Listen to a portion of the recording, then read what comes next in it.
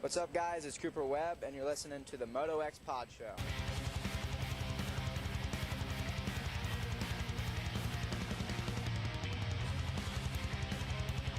Hi, this is Colt Fasciotti. You're listening to MotoXPod Show.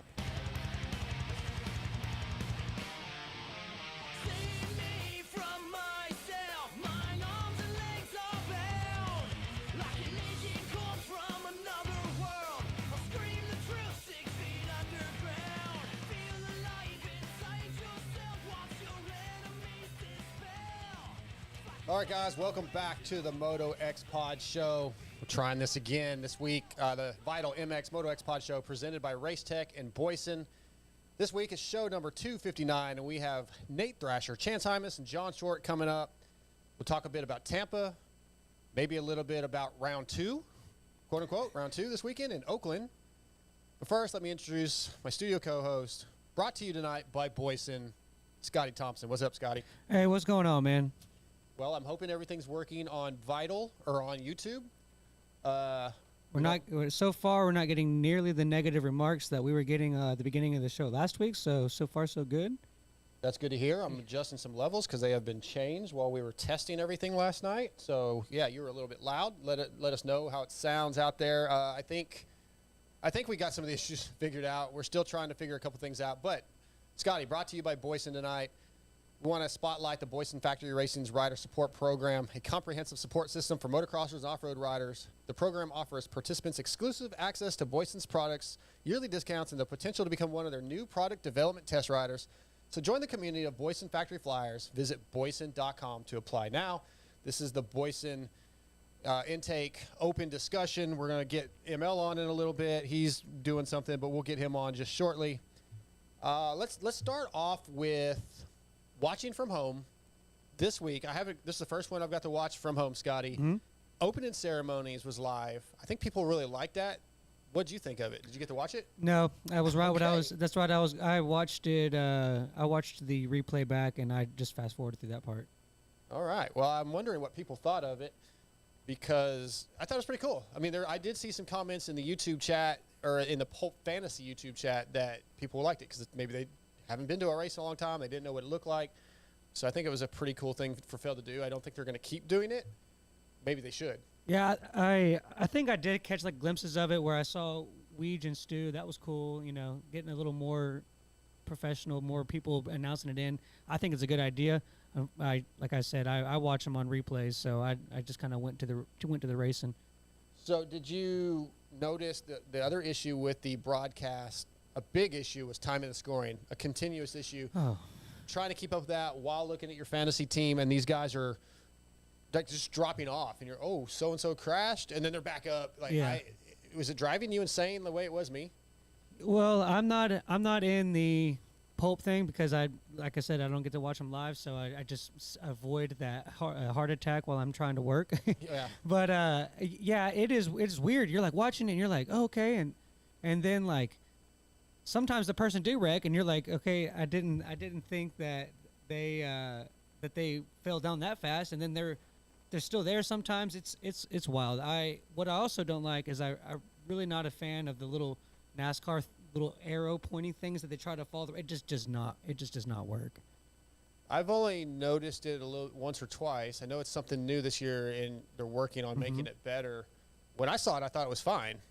I guess I didn't pay much attention to it. I like the onlays where they have like main event overlays. Yeah, overlays, onlays. What you know what I meant. I like those with the sponsors and that kind of stuff. But when they're trying to show you, like they at one point I think it was J Mart, Hayden, and then I guess Hunter when they had that three-way battle for a little bit. They were showing the little arrows on Hunter and J Mart, but Hayden was in the middle of them, and he wasn't even like on the little thing. So it was very misleading.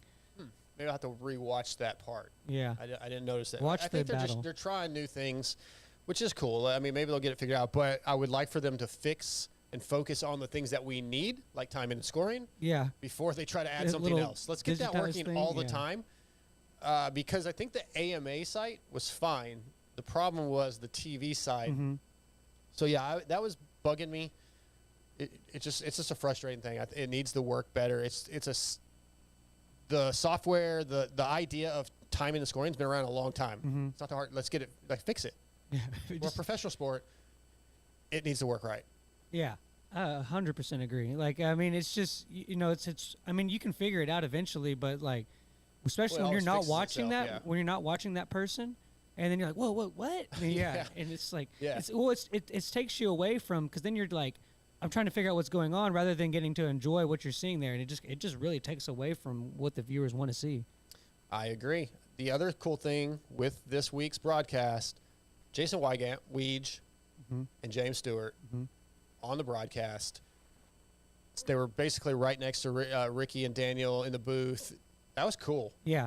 Yeah, I was mentioning that's the little scene I saw at the beginning of the opening ceremonies, and anytime you get Stu and Weege and in with Ricky and everybody else, that's awesome.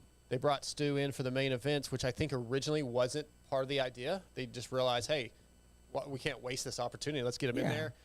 And having 3 people in the booth, it's a little, we've done it before, obviously. It's kind of, sometimes it can be a lot, but I felt like they had a pretty good chemistry. They weren't really talking over each other. And just listening to James and RC talk about the racing and how much respect for that. And they're like, I'm glad we're not out there doing this anymore. I thought that was a lot of fun to listen to. Yeah, I was actually listening to Lewis and Michael's wrap-up show, and Lewis had a really good point about talking about how, like, we're basically in the Reed Carmichael Stewart thing, where he compared, he compared Stu to Chase and Eli to Carmichael and Reed to Cooper, and it was very good comparisons. So having that on the track, and then you have what that former was with Carmichael and Stewart. Obviously, Reed wasn't there, but having 2 of those guys in there talking about something that's very similar to what they did, I think it was like, that's a home run right there. Yeah, I think after the success of James's podcast, Bubba's World with RC, that kind of, I don't know if that had any effect on them doing this, but it's a great idea. And of course, Weege and James are going to do supposed to do all the nationals, I think, both those guys, I believe. That should be good. I'm still Weege and James? Yeah, I think that's the idea. I think that's the plan. Cool. I struggle with thinking that James is going to make every single national. Yeah. I kind of remember asking the guys in the TV truck at Houston, like, yeah, you guys got a backup plan just in case? So I will say, okay, so I've watched a little bit of some of Stu's stuff and all that, and like, dude, Stu's, that was my childhood, was watching him on a 125. I love him. I love that he's back in the sport and everything. There's absolutely zero hate or disrespect to this, but in his shows, he says on there like 500 times. Well, there's a few things he says a lot. And that's the one that sticks out to me, on there. I've never even get on that. there. And really? It's just a lot. Okay. I actually stopped. I cut back a lot of my podcast. Let's talk about Chase Sexton, Cooper Webb. Lewis, I'm glad he's not in studio or on the phone tonight, because I don't think he would enjoy what I'm about to say. But Sexton has to figure out what the hell's going on where he keeps losing these leads all by himself. Now, this particular situation, I watched it over and over and over. I'm sure lots of you guys did. The track was slick. Cooper had just crashed like a lap or 2 before. Well, nearly. Cooper almost crashed right as Chase was crashing. If you watch him in the background, the track was slick, and the front end just goes away because it's so slick. But still, he just continues to lose these races while leading, and it's going to. I think it's impossible for it to not get in his head at some point. See, if I'm the guy in his corner, that's the voice. I'm not really that worried. He's obviously proven that he's the guy. He's put himself in the front. He's proven that he's the guy, the fastest guy. I mean, not the guy, but I mean, he's hasn't won yet. So he's clearly he's clearly day in and day out, probably arguably the fastest guy. Okay. And I'm so not sure I agree, but you really don't like just purely lap time wise. Eli keeps beating him and is working him in the mains. I'm not talking about the most. I'm talking about one lap in the heat. I'm not talking about him being the guy that's winning all the mains. Like, obviously, he hasn't. Tomac has more wins. He's only had one win, a couple of seconds. I'm talking about just pure raw speed. Any given moment, you can pull out on the track, and he's arguably the fastest guy. Okay. All right. Okay, and so if he's shown that he can lead and he's doing that, it didn't go his way in Tampa. It could have easily been, like you said, Cooper Webb in that situation. It almost happened to him, and he almost went it down, like you said, in that. It was a slick track. Anything could happen. He still got second. He's 2 points behind. He's fine. Don't think he needs to change any way he looks at his racing, any way he feels about his confidence or anything like that. He's solid. It'll just keep doing what he's doing. It'll work out, and I think it's fine. You think so? You think it's just going to work out? That's my take. I'm beginning to wonder. I want him to start winning. I want him to be a guy that, I'm confident he can win. Right now, I'm tired of him throwing him away. And you see his facial reactions. You see the photos afterwards where he said he wasn't that upset, but he looked very, very upset. He looked devastated. I mean, that's fine. If that's you, if that's me, I'm not going to say if that's you. If that's me, when the next week in Oakland, this coming week, I'm out there leading, I'm going, don't throw it away, don't throw it away. Oh, God, don't throw it away. And then you throw it away. Because he's not doing that, though. He may not be yet. I don't know. How do you know he's not doing that? Dude, those guys are steel traps, man. He's fine. Oh, are they? Okay. At that level, you don't get to where they are without having mental fortitude. You're not going to be that guy without some kind of mental strength. It's just never going to happen. You don't think there's anybody in professional supercross or professional motocross that's mentally weak? That has some demons or something that comes out and causes an issue. Yeah, maybe so. But to get to that point, you have to have some mental strength. Good luck, Michael. Kiss ass. Michael. Oh, God. And Michael. No, Michael, no. Michael. Michael Lindsay, thanks for joining us. Hello. How much of that did you hear? Everything. Well, no, sorry. My intro, yes. I heard something about mental weakness, though.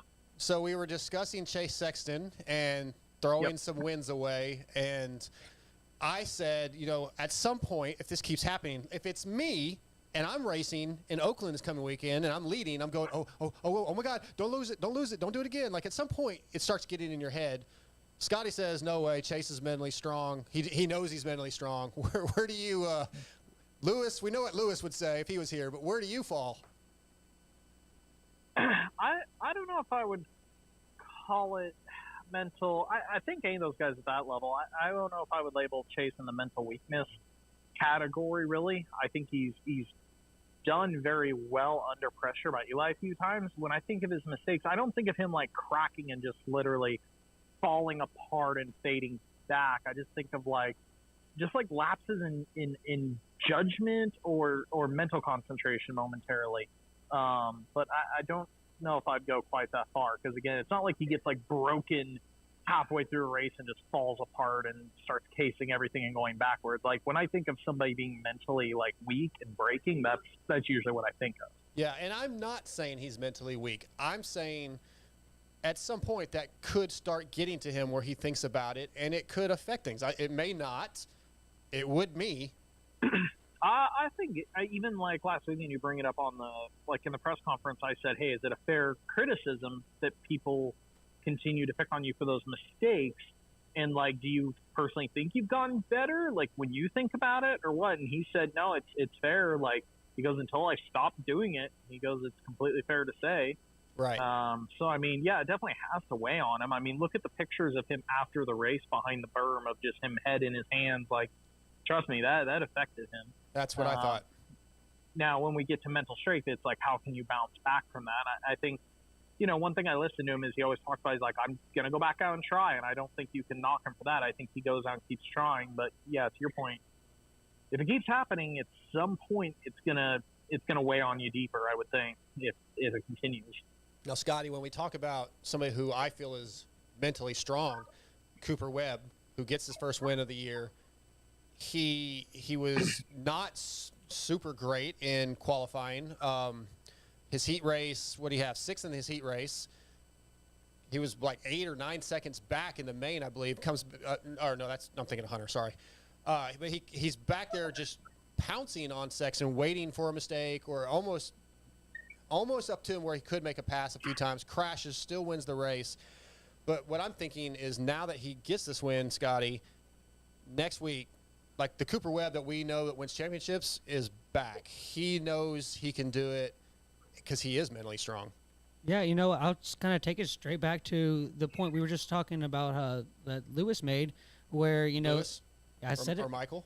Well, no. What we were talking about earlier about the conversation that Michael and Lewis had on there. Oh, okay. I misunderstood. And then he was saying that, Cooper Webb is the Reed in that scenario. And that's, and that right there is a perfect example. Fifth, not the fastest guy, get into the race, and all of a sudden you're just like, oh, he's going to fall off a Sexton. And then it's like, okay, 4 laps in, he's still there. 5, 6 minutes, 7 minutes in, he's still there. And it's like, he's going to do it again. And then, boom, it happens. ML, do you think Webb could go on a streak of a couple? Yeah, I think it's always possible with him. I just think the dangerous thing is once he gets a win, he's just such a gamer. I feel like, okay, if we go to Oakland this weekend, he's running 3rd or something like that. If he doesn't have it, I don't feel like he's the guy that they'll push it. He'll take the points. But on the right night, of course, when he knows he can do it, we've seen how he can kind of like will himself into it, like how he can will himself into the opportunity. And I think, that's where I compare him a lot to Chad Reed. Is I feel like they both have a very unique, there's guys that are mentally strong in the sport, but I think of those two particular people that can just will themselves to do stuff on nights that they probably shouldn't be able to. Does Coop go on a win streak? He's not typically that kind of guy. Yes, he can reel off wins back to back, but he's not typically like how we've seen Eli or Jason, like sometimes go on 5 or 6. That's pretty rare for him.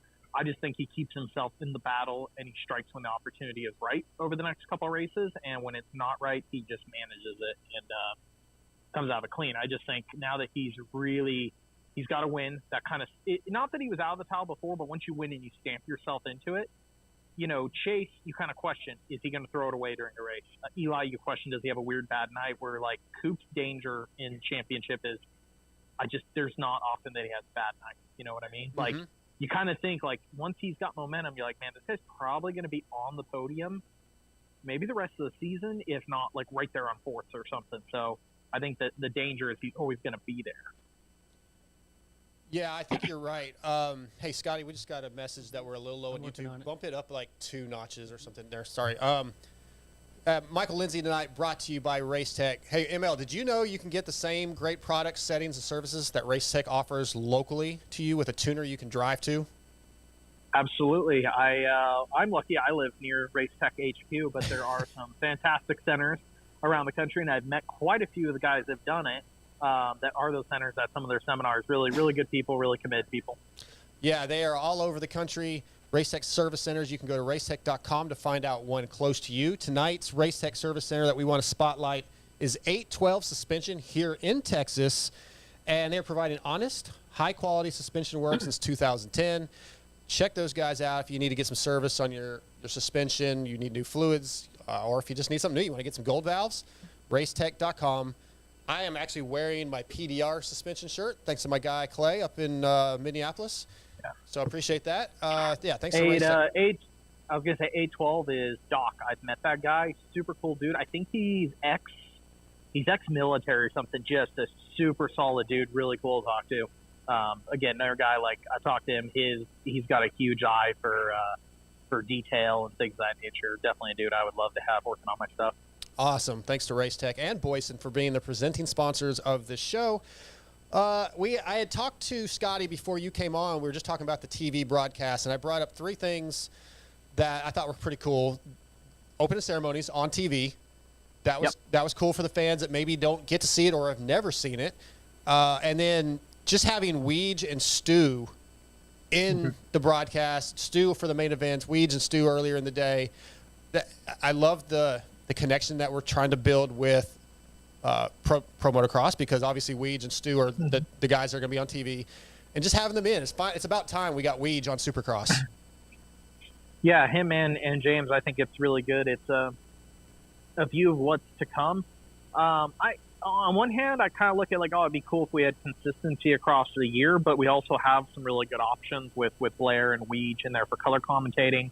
I'm a big fan of both of them for different reasons. I think they both do an amazing job. But man, I really and it's kind of surprised me as recluse as James has been for quite a while since he unofficially retired. He is so good on the broadcast, in my opinion. I think he fits the talent area really well, in the sense you have your color commentator that's there to name off, the bicolors, kind of keep you informed with the basics, to keep you up to date of what's moving. And James really, I think, does a pretty darn good job of like diagnosing what these guys are feeling, what these guys are going through, what the track's like, things of that nature. I just think he brings a lot to it. Yeah, I did too. And did you get to see open ceremonies all the time, but like your parents are sitting at home watching the race, they don't get to go as often. What do you think showing open ceremonies for the average fan, like, do you think that was a positive? You think they enjoyed it? Have you seen any feedback? No, I didn't see any feedback.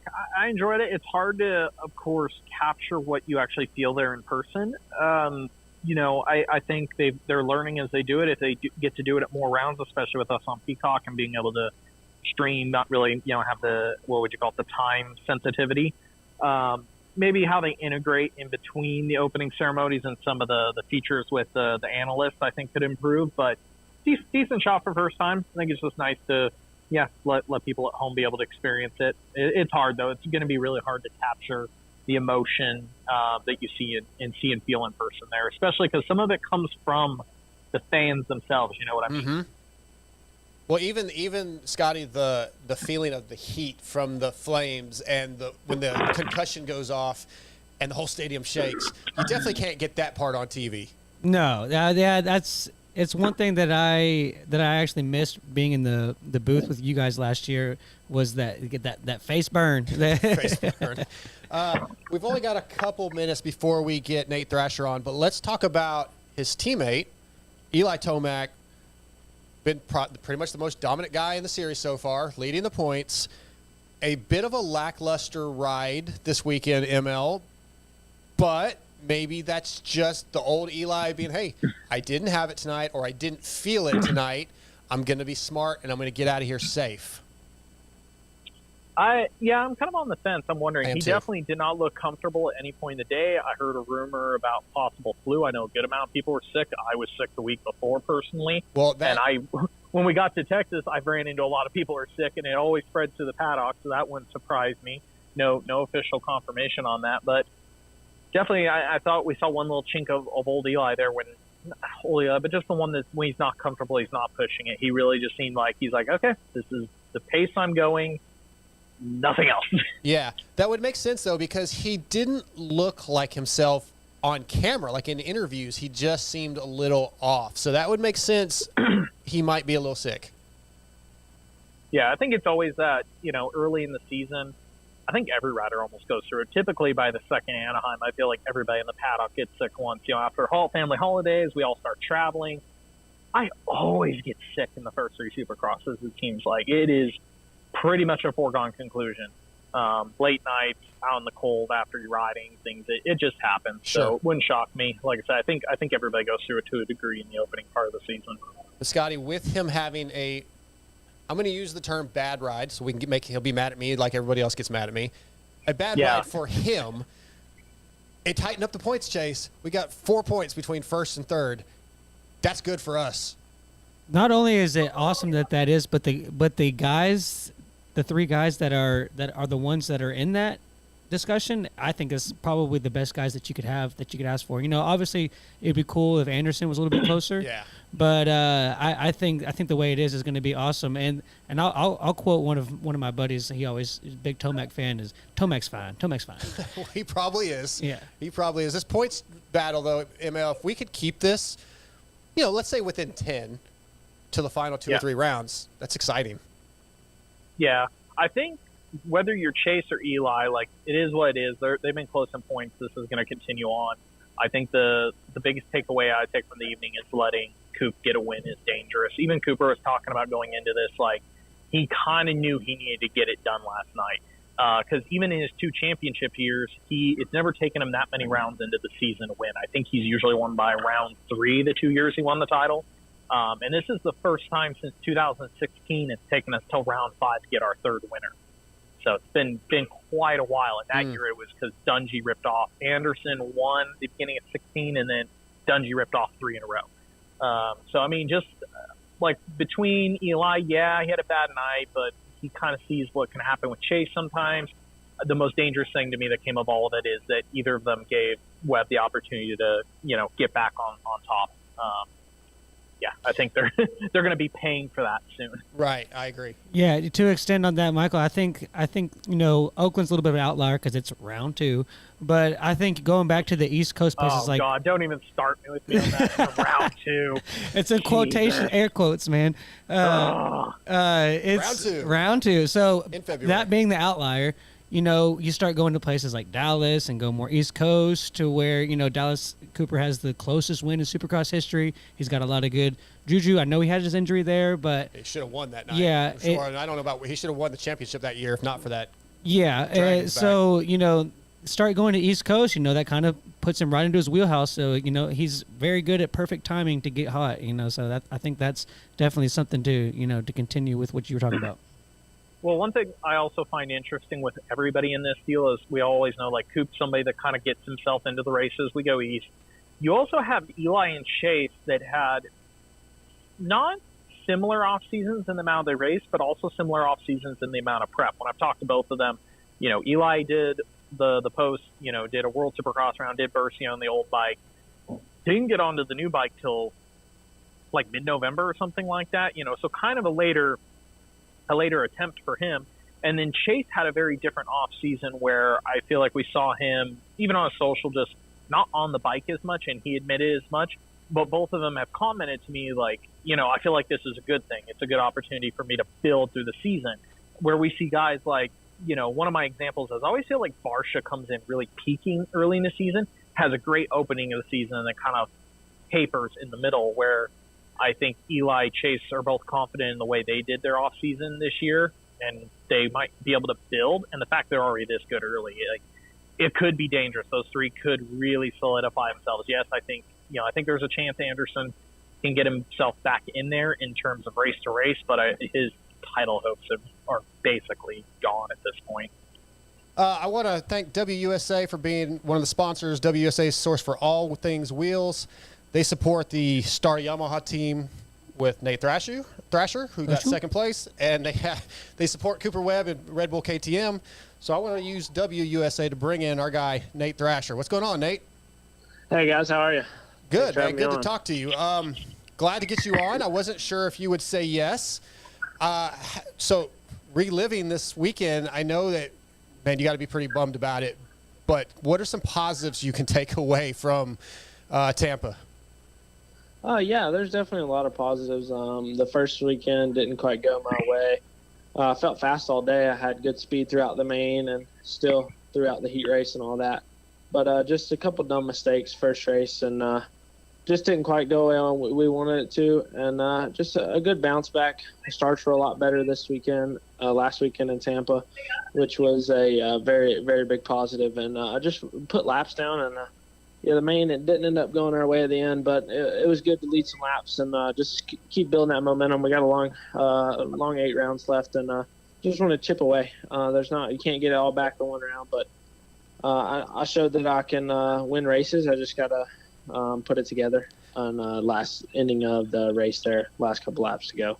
Yeah, when you look at that last lap, I wonder, like, from my point of view, from the fans' point of view, viewing it, it kind of felt like you maybe panicked a little bit, like you knew he was coming, you changed your line, you kind of jumped over the berm and almost worked, where you kind of blocked him and could have got the win, and then you went into that last turn a little maybe too hot and didn't get far enough inside. Just take us through that moment. Like, what, am I right? Were you a little overwhelmed, or what was that situation like? No, I wouldn't say overwhelmed. I kind of knew where the gap was. I was kind of maintaining the gap, and I ran into some lap traffic and the whoops there, and kind of screwed me up a little bit. Yep. And just kind of messed my flow up a little bit. But I still regrouped pretty good, I think, from that. And then coming in the sand, that turn before the sand, I got a little off balance there, and then I was fine coming into the sand. And then I saw him a couple laps earlier out of the corner of my eye, just kind of going to that inside. and that inside was working pretty good all night, but I just wasn't quite wasn't jiving with the inside there. So I didn't want to go to the inside, but I kind of knew I had to, because if not, he was going to do the same thing I did to me. In hindsight, I probably should have just stuck to my outside that I was hitting, but in that moment, it's so hard to make that decision. I mean, you're always told to protect the inside. So I went to the inside. I knew he was probably going to get me on the outside. I kind of double clutched it there and just rode over the berm, which I kind of had to do at that point. So I kind of hit him there, and I thought I was going to have a little bit of leeway there, because I hit him pretty good. I mean, it wasn't like I meant to or anything at that moment. I mean, the arm pump had settled in a little bit, and we were fighting through that kind of thing. So it was kind of a last-ditch effort to just make that kind of happen. And went in that turn a little too hot, got a little off balance, maybe double clutched it a little too much, and then came to the side of him there. And then going the last turn, I mean, I just missed my braking point by a foot, you know what I mean? And then at that moment, I was trying to protect the inside from him coming up the inside of me there and block passing me. But, I mean, he pulled off a great move. I mean, he was on the very, very edge of crashing going into that final turn to make that stick. It was, I mean, a great move. There's really not much you could say. I mean, it's hard to pull that off, and he did. I don't know if you watched the race back, but earlier in the race, he used that same line in the sand. I was actually, during the race, I was talking to some guys, and they were like, I think that was an accident. But he hopped the berm going after Moseman. So I feel like that was a line he tried. So, yeah, he couldn't be too upset about it. It was it almost worked. Michael, you got something?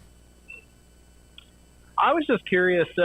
This might be reaching a little bit. I know it's a bummer not to win, but at the same time, there's people that give you criticism like, oh, the guy can only win and that's it. I mean, at the end of the day, I know it would have hurt in the moment, but being able to sit back, look at it, like, okay, I'm on the podium. I've proven I can do something other than just be win or not in it. I mean, do you still take away positives from last night? And how long, trip home, how long does it take you to process and kind of get over the fact that, oh, I could have won it? Yeah, I mean, it was definitely tough. You just kind of, I mean, yeah, the whole podium thing, I mean, winning is the top step of the podium. So I've been on the podium, you know what I mean? It's a whole lot harder to win races than it is to get third. And I think I've been in positions to get third before, and be on the podium, I just kind of slipped away. And those wins I've had were late in the season, and I was at my best. And I feel like I've came into this season at my best, you know what I mean? And season prior with whatever it is, rookie season, I mean, you're working through kinks and all that. And this season I've came in and was at my best right off the rip. And that's what we've been striving for this year, is coming in hot.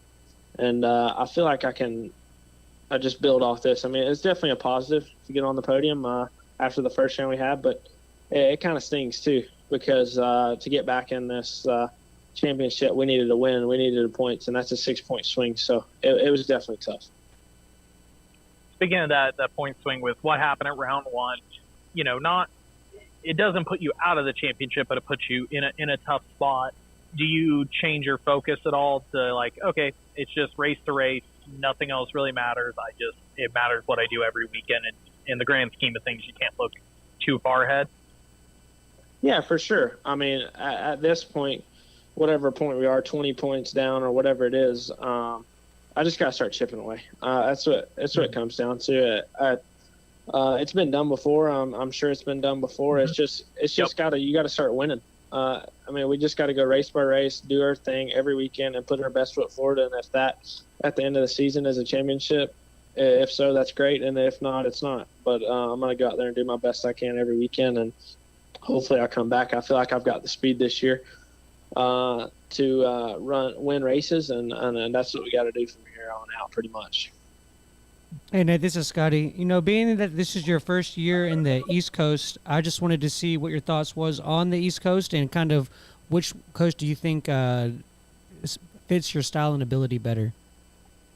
This is technically my first year, but the COVID year was pretty much all East Coast rounds. So, I like both. Not a big fan of the sand on this East Coast tracks that we've been having these past couple weekends. Just kind of pretty gnarly on a supercross bike, and this sand like we had this past weekend and the weekend prior. But the West Coast sand's definitely quite a bit easier. It's just a little bit more got a base to it. So that's a little bit easier on the West Coast, but I would say the tracks are pretty shape up kind of the same now really. Anaheim's pretty rutted up and all that. So Tampa was pretty hard packed. So you would think it would be more rutted over here on the East Coast, but it's just different race to race. I feel like East Coast, like Atlanta, and the ruddier tracks, I think suit my style better. So when we get to those and Indianapolis and stuff like that, I think will be suit my style. I'm normally better on the ruddier tracks. Nate, I'm going to tell you, if you're sitting at home and watching these races, just as a fan, those sand sections the last 2 weeks have been awesome. Yeah, I mean, yeah, they put us some great racing, but they are very, very tricky with how we have to set the bikes up. Yeah.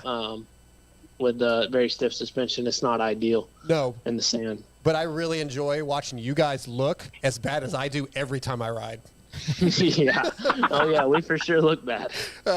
I always feel bad because you watch like C practice first thing in the morning, go through that, and you're like, oh, guys are struggling. Let's be good when the A guys get out there. And then the first couple A guys send it in and still crash right in the sand. You're like, oh my goodness. Yeah. Definitely. It's definitely, you got the straight line's not as bad, but as soon as you start turning, it's a different beast. As soon as you let off the gas, oh gosh, I mean, the front end just drops straight away. Hey, your mechanic is Christian, right, Kaufman? Yes. Yeah, so he had made a comment this week that Tampa was a great way to bounce back after this week. Can you? But we don't really know for sure what that meant. Was there? Did you have a bad week? What was the bounce back from?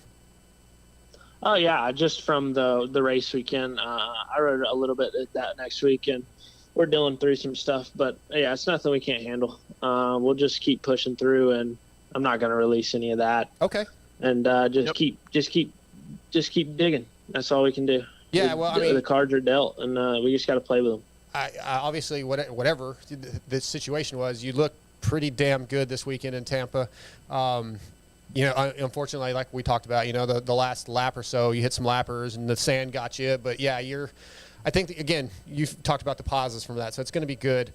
What are your goals for this week, or what are your plans with going? They're going back West Coast, so you've got a couple-week break before Arlington. What are you going to work on? Is there any bike setup things you want to check out? Oh, yeah, maybe a little in the whoops. We're working on some stuff there, but the bike's pretty good. I haven't really changed much since Salt Lake last year. It's pretty much the same setup I ran there. We changed a lot before that race last year, and I got the bike pretty much where I want it.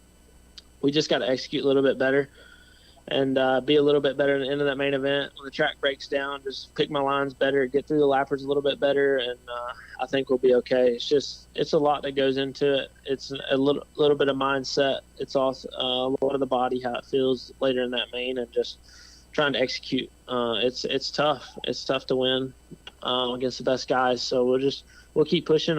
Happy with the podium, but we obviously want more. Hey, I'm curious. So coming out of the last couple of years, you have Colt Nichols that moves on to 450s. You have Jacob doing his partial 450 Supercross season. Craig moves on. Kind of like the real veteran base of the team has moved on. Jordan's a veteran, but he's incoming.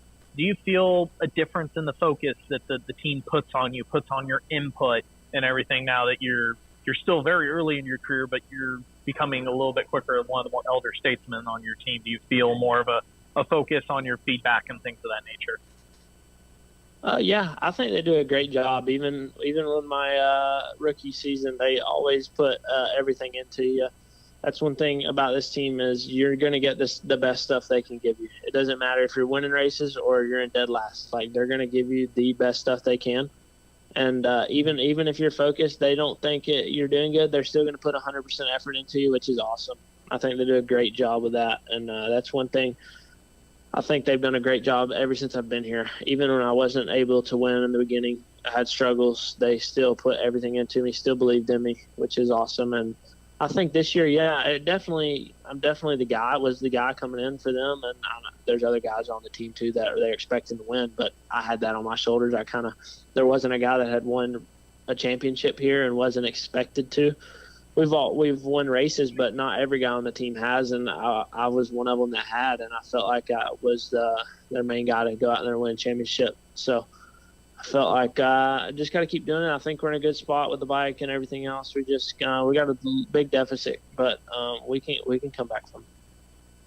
Yeah, Nate, I just kind of had a fun scenario for you that I wanted to see what you thought of. So obviously you're going out, you're trying to win races. I think you can.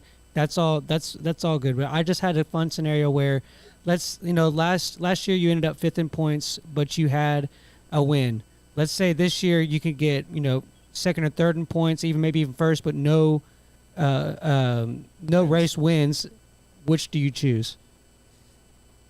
It depends where we're at on that 2nd or 3rd and 1st. Well, okay, let's take the 1st out of it.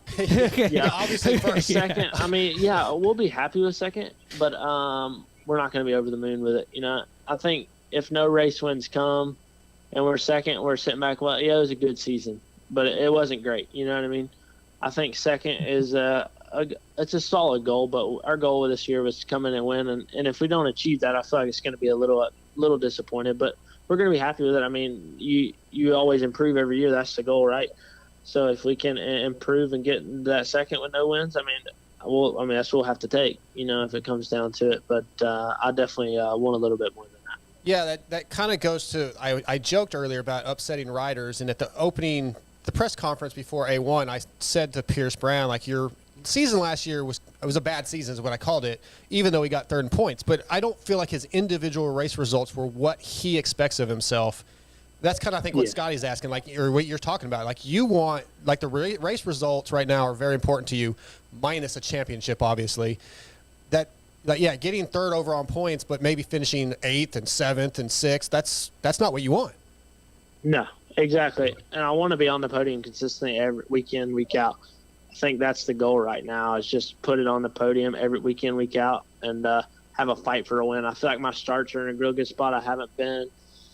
The first round, we just were not there off the start, so I don't know what I was doing, but it was not good. So I think last week we worked heavily on the starts, and I think we got them in a good spot right now, and just got to keep striving. I think, and normally when I get a good start, I'm up there, so that's just what we got to keep doing. Hey, I got a really weird one for you. This is a weird rumor I had heard. I don't know if there's any truth to it. So talking about working on starts, I had heard a rumor that Mike Alessi was down at your guys' compound working with some of you guys on starts. Is that complete and total BS, or have you guys got a visit from the number 800?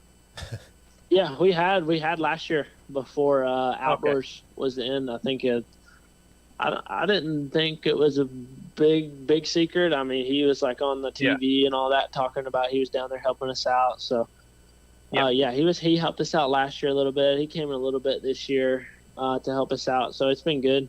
He hasn't been much, just probably one time last year, and then one time earlier in the year this year, probably November, December-ish, just to give us some pointers. And he lives pretty close by in Jacksonville, so he just came out and helped us out a little bit. It's definitely been good. He's a great starter, as everybody knows, and you're just getting little pointers here and there. But at the end of the day, it just comes down to you, and you just got to execute. For you, has it been more of a tech, to improve your starts? Is it a straight up technique thing that you personally really had to change in how you do things? Was it a repeatability thing, or was it something even with bike setup, or is it a mix of everything? Since I've came in, my rookie season, my start technique is kind of completely changed. It was good on little bikes, and then on 250s I kind of struggled with starts and amateurs and all that, and it was just couldn't repeat it. I would get a good start, then I'd get a bad start, get a good start, get a bad start. But last year I kind of got the technique down where I wanted it to, but then this season I haven't really changed any technique. We just changed the little bike setup, and it's made a world of difference. I mean, at the level we're at, it just takes, a little bit better of a jump. You get a half a tire length knobby on those guys, you can cut them off. So that's what it's all about. Yeah, I think that's a huge difference that a lot of people don't realize from amateur to pros. If any of us show up at our local race, there's maybe 2 guys on the starting gate that actually practice starts and have decent reaction times. You see a huge difference start where you guys, everybody tries, even the guys they say aren't good starters. They practice starts, they have reaction time. You're trying to probably get every last little bit out of the first 10 feet just to get your barn for the air guy. That, you guys are all so practiced and well set up off the gate. It is really everything in the first 10 feet. to get it done. Exactly. I mean, all those guys got whole shots when they were amateur too. You know what I mean? All those guys have got whole shots out there.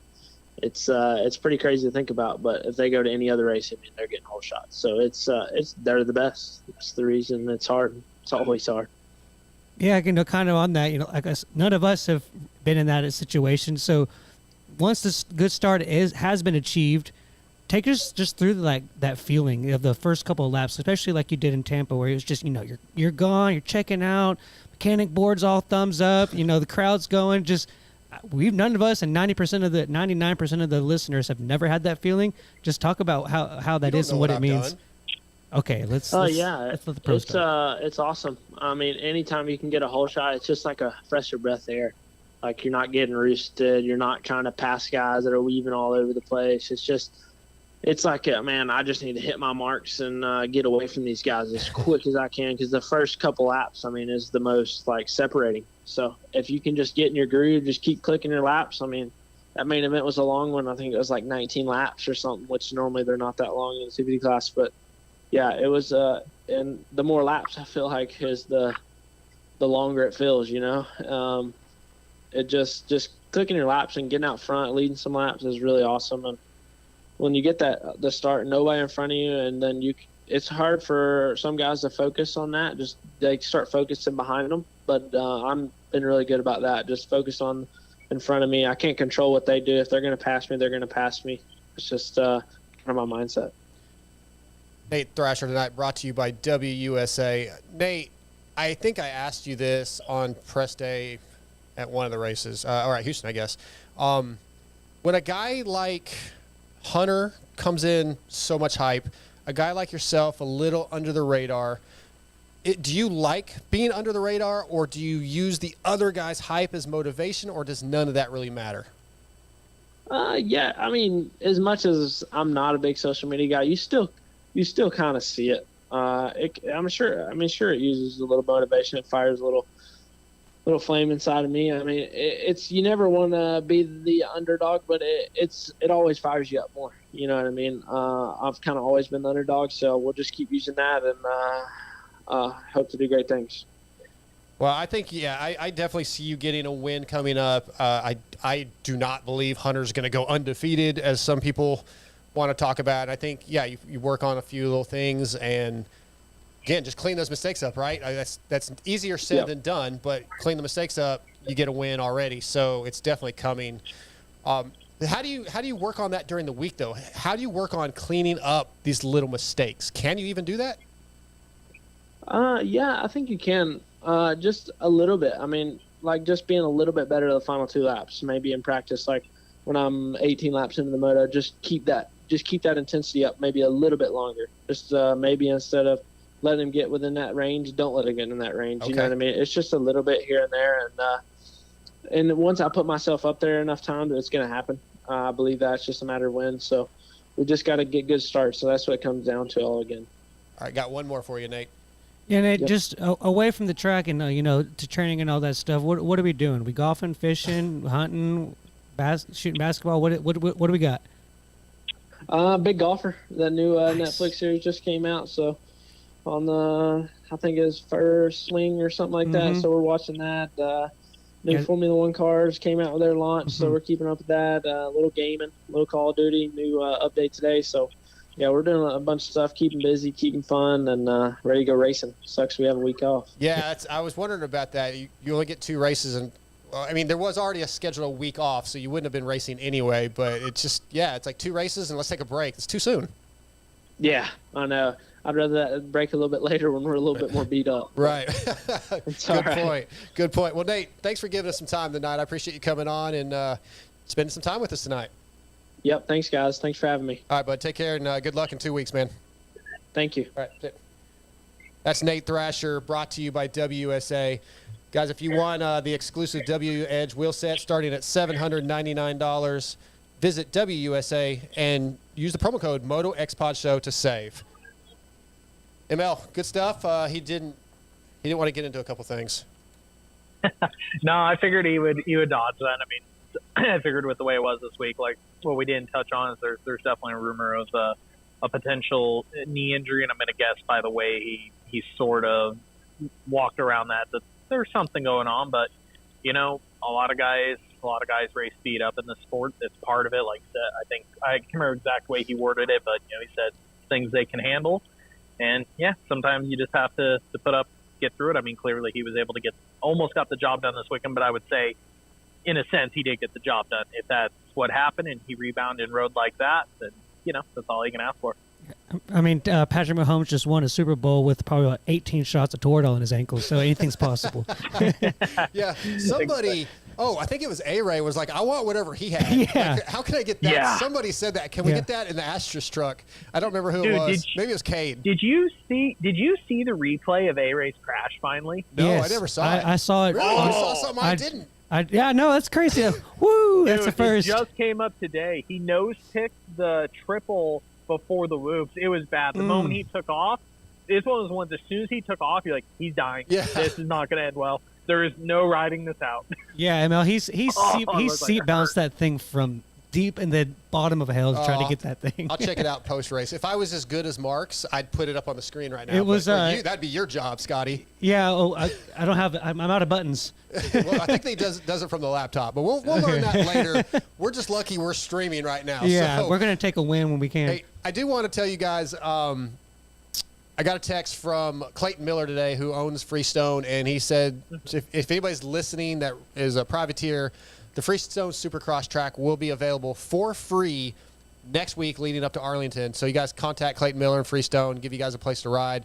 That's really cool. I want to give a shout-out also to our email, motoxpodshow@gmail.com. We have a winner of the FXR Casual. We're going to talk about that in a minute, but just send us any comments on the show, any questions that we'll get to. We'll start reading them if you guys start sending them. So I want to talk about those things.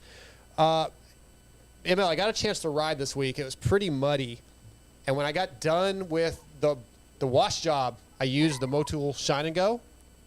I used to use another product. I finally got a chance to use the Shine and Go. That stuff smells so good. The other product, I ain't worried about that other product anymore. Dude, I coat I dropped my phone. I coat the inside. I clean like the benches in my shop with it all the time and stuff. It's one of those things you get going. You're like, this is great. You walk out from it and you come back and you're like, oh, that's a lot, but it's good. I always joke that I would coat the counters in the race trailer with it and stuff. Inside the race trailer, it would smell like cotton candy. Oh, nice. It's great. That's at least what I always think it smells like. It kind of reminds me of cotton candy. I need to ask for a couple other cans because I could use them in the bathrooms for, instead of Febreze, use them in my truck. The stuff's awesome. I always wanted to use it as a joke for a social post with Cody, and we never got around to this, is I was going to have him do, like, the deodorant spray with it. Yeah. Armpits to chesty. Give your ride Little at double Shine. pits to chesty. Yeah. Give your ride at Shineback. The Motul E10 Shine and Go Spray is our go-to detailer for all of your bikes. Motul E10 Shine and Go Spray cleans and restores plastic to light new condition while leaving a protective film that repels dirt and grime. ShopMotul.com, ShopMotul.com, and enter the code VITAL20 to receive 25%.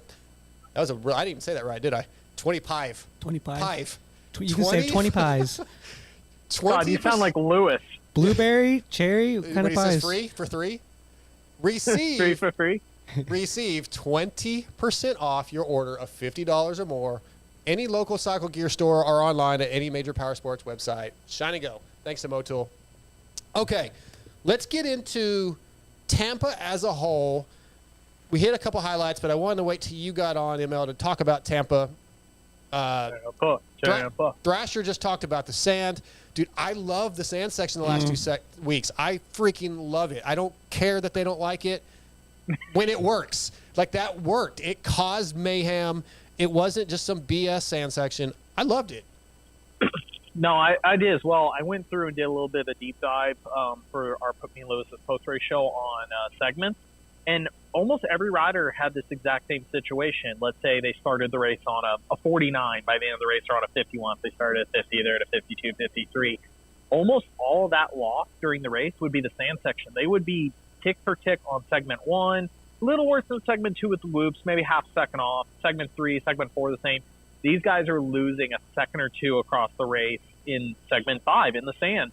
It shapes up. It changes so much every lap. I get it. Having rode a Supercross, I've never rode a Supercross setup on sand, but I've rode a Supercross setup in general, and I get it. They don't work. There's a reason why it looks so terrible on those bikes. Tire choice, like everything. There's a reason why it doesn't work. I get it why the riders are angry. I kind of laugh that they throw their arms up on it, because it truly is. It is truly entertainment value for us. And guess what? It's not. Racing ain't easy. Riding's not easy. Right. What are your thoughts, Scotty? When the riders don't like it, do you feel like the track builders should be, all right, the riders really don't like it, it's hard on the setup, let's get rid of them, or no, it's better for racing? See, I don't really. I'm not a big fan of them, to be honest with you. Wow, you suck. Yeah. Wow. Why don't you like because it? my opinion differs than yours. I Yes. suck. Well, yes, that is the case. Wow. But I'm going to allow you to explain why. Okay, just purely aesthetically, when they had the opening zoom on the whole wide zoom on the whole Supercross track, and you look and you see that it looks like dang near half of that thing is the sand section. It's not Sandcross, it's Supercross. And that's, I mean, I get it that it makes the racing intense and exciting at the end, but there's other sections that you can do, and other kind of rhythms and all kinds of stuff that you could do to make. I would rather see more variance in the opportunities to do different rhythms than just a giant sand section. Now, ML, tell him why he's wrong. It's the same problem that's wrong with American motocross. We can't ride other terrains. We can't ride real hardpack. We can't ride Supercross. We have to ride we can't ride sand. We can't ride a hardpack. We can only ride one perfect dirt. Why do you think the guys at GPs kick our butts when it's not perfect? Yeah. Thank you. I do agree with him. I think Supercross tracks in general are too cookie cutter. I would like to see more variation of rhythms, more variation of corners. I throw it back to, like, get some riders involved. One of my favorites, was it St. Louis 08, the one that Pastrana designed that had the wall berms inside and out going under the tunnel that you could, like, bar drag off the inside. Like, TP did a really cool track that year. MC did one. It's difficult, but I miss seeing the old, like, dragons back up and into a single with a dragons back down, where you either had to jump from one dragons back to the other, or jump in or jump over it. Like, I don't know, just more variation would be nice, but I think sand's included in that. I just think in general, yeah, these guys ride these tracks so they're two spec. There's a reason why they can roll out first lap and hit basically everything, especially the 450 guys have been doing it for years. They can just go out and click out all these sections within a lap or two, other than a couple unique quads here and there. It's because it's all so similar. I just like to see the guys challenged a little more often. I'd like to see it. And I think it can go both ways. Like, Tampa outside of the sand was a fairly easy track layout-wise. That's why some of the times we're so close in the other segments. I think sometimes tracks can be easy. I think sometimes they can be really difficult and have rhythms that mess you up. I think that's ending my long-winded part here. The thing I like about having the sand is that it created such a variance in lap time, even from best to worst. Even a really well-designed rhythm section does not create that. However, I do wish we had rhythm sections that were a little harder to nail every lap, like really threw guys off. Like, you had to be a little more pitch perfect to get them. Yeah, you mentioned that TP track. That was the sickest Supercross track ever made. Thank you. Stewart had like this. He was like stepping on and then like tripling off and then quadding out. It was crazy, dude. That was like my favorite thing ever. I think that they should do stuff like that again. Yeah. And like you said, like what was it, the race that Tomac was trying to pass Webb and went down? Was that Anaheim 2? When he flipped over the hay bales over trying to do that step on. Oh yeah. Stuff stuff like that, where he's trying to step onto another table over a single, like stuff like that. That's what I want to see. Let's add 15 feet to the triple. Just surprise the guys. Yeah, don't tell nobody. How long has it been since we've had a couple times where they basically built a quad out of a triple that was like 100 feet? Oh yeah. Yeah. Again, I just think variance, it would make some of these races more memorable as well. Like, sometimes the tracks bleed together in my mind so much during the season, I'm having to try to remember with the dirt color to figure out what race we're talking about. Yeah. But yeah, I could go on and on about my issues with the sport sometimes. If we talk about a highlight from Tampa, AP's got to be one of them. Finally, got a podium. Passed Eli in the heat race, like, no problem whatsoever. We already talked about Eli's issues. But ML, we talked about this a little bit last week with Lewis. AP This may be the best we've ever seen him on a 450. I mean, I think it is the best we've ever seen him on a 450. I think the best we've seen him back-to-back races. He has had some real, he's one of those guys that gets a little bit of flack, like, oh, why does he have his ride? Well, go back and look. He's had some really big moments. He shows those glimpses. I think we've seen him be close to this good or about this good, but never a couple races in a row. He's had some really good moments across all the opening rounds so far. I mean, this weekend, I'm trying to think.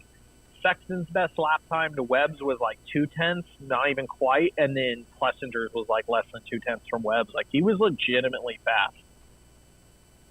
Yeah, I wrote down in my notes as I was watching the race, and I wanted to ask you guys, it doesn't even have to be for just this season, just in general in the long run. What is AP ceiling? I don't. Go ahead, Scott. Go ahead, Michael. Go ahead. It's tough. Like, I mean, it would take another advancement. Right now, I'm like, there's nothing that really tells me, like, oh, this guy is going to win a 450 Supercross title. But I think from what he's shown, like, this guy can become more of a consistent podium guy, which I think against people like, it's weird to say because against people like Tomac and Webb and Sexton, that means you're pretty damn good. You should be able to race for a title. It's going to take a little more. I don't know. I just really don't see it. Outdoors, however, I mean, and this is nothing against Osborne. Like, Osborne won a title when I don't think a lot of people thought he probably would on a 450. I think AP is of enough quality if the cards fell in his favor. Like, maybe he could win an outdoor 450 title one day. You never know. That series is really weird. But Supercross, I think he can be a consistent podium guy. I think he can get a little better than we see him now, but I don't know if he can get all the way there. Yeah, definitely not a championship. I don't think that. I'm going to say that's impossible almost. It's very, very close to impossible. It's like a Wyndham, I guess. I can see a win if everything falls into place just right. Maybe even a couple wins, podiums somewhat consistently, but that's about it. Not much more than what we've seen. Right. So in Lewis's scenario where Stewart is Sexton and Tomac is Carmichael and Reed is Cooper Webb, is AP Wyndham? I don't know. I'd say no. That one, I think from a showmanship standpoint, he is. If he starts doing transfers and opening ceremonies, yes. Yeah. I don't know. I think I don't know. I'm not going to say a hard no, but you got to sell it on me more. I got to see more. Like, I hate saying it. Wyndham was at times the ultimate bridesmaid. I think never mind. I would piss Lewis off so bad if I said this. I was going to say, as of right now, Chase is closer to being Wyndham than Plessinger is. That's not anything. I think Chase can get it. I think Chase can get it done. But if we're going off current results, Chase is a little closer to and Honda and the way he rides and stuff. Chase is a little closer to that. I think the chances of Chase winning were higher than maybe Wyndham's. I don't know. Maybe earlier in Wyndham's career, maybe you're right. But I guess you got to admit, like, yes, Wyndham early, like at some early point in his big bike career, like it looked like the guy could win a title eventually. Yeah. And again, I think Chase is above that. But if I'm going off current results between the two, Plessinger hasn't quite gone there, and Chase is honestly closer to it. I think again, Chase will move beyond that. But yeah. I love AP. I love seeing him have some good success. I think he's the man. AP is great for the sport. That's a good thing. The crowd just gets all hyped. Do it for Dale. Yeah. The Southern crowd loves some AP. Yeah, I think in general it's great to have somebody like him that's just, again, I think some of the guys, like me and Lewis were even talking about this a little bit, like we're looking at comments and views on Sexton pieces, and like, don't get me wrong, I love talking to Chase. I think Chase is a great guy. He's still maybe growing into the person he is, still kind of growing a fan base. Like, he's not a huge, like, he's not a massive draw for views sometimes, by example. And certain guys follow that. I think Tomac wasn't a big draw early in his career.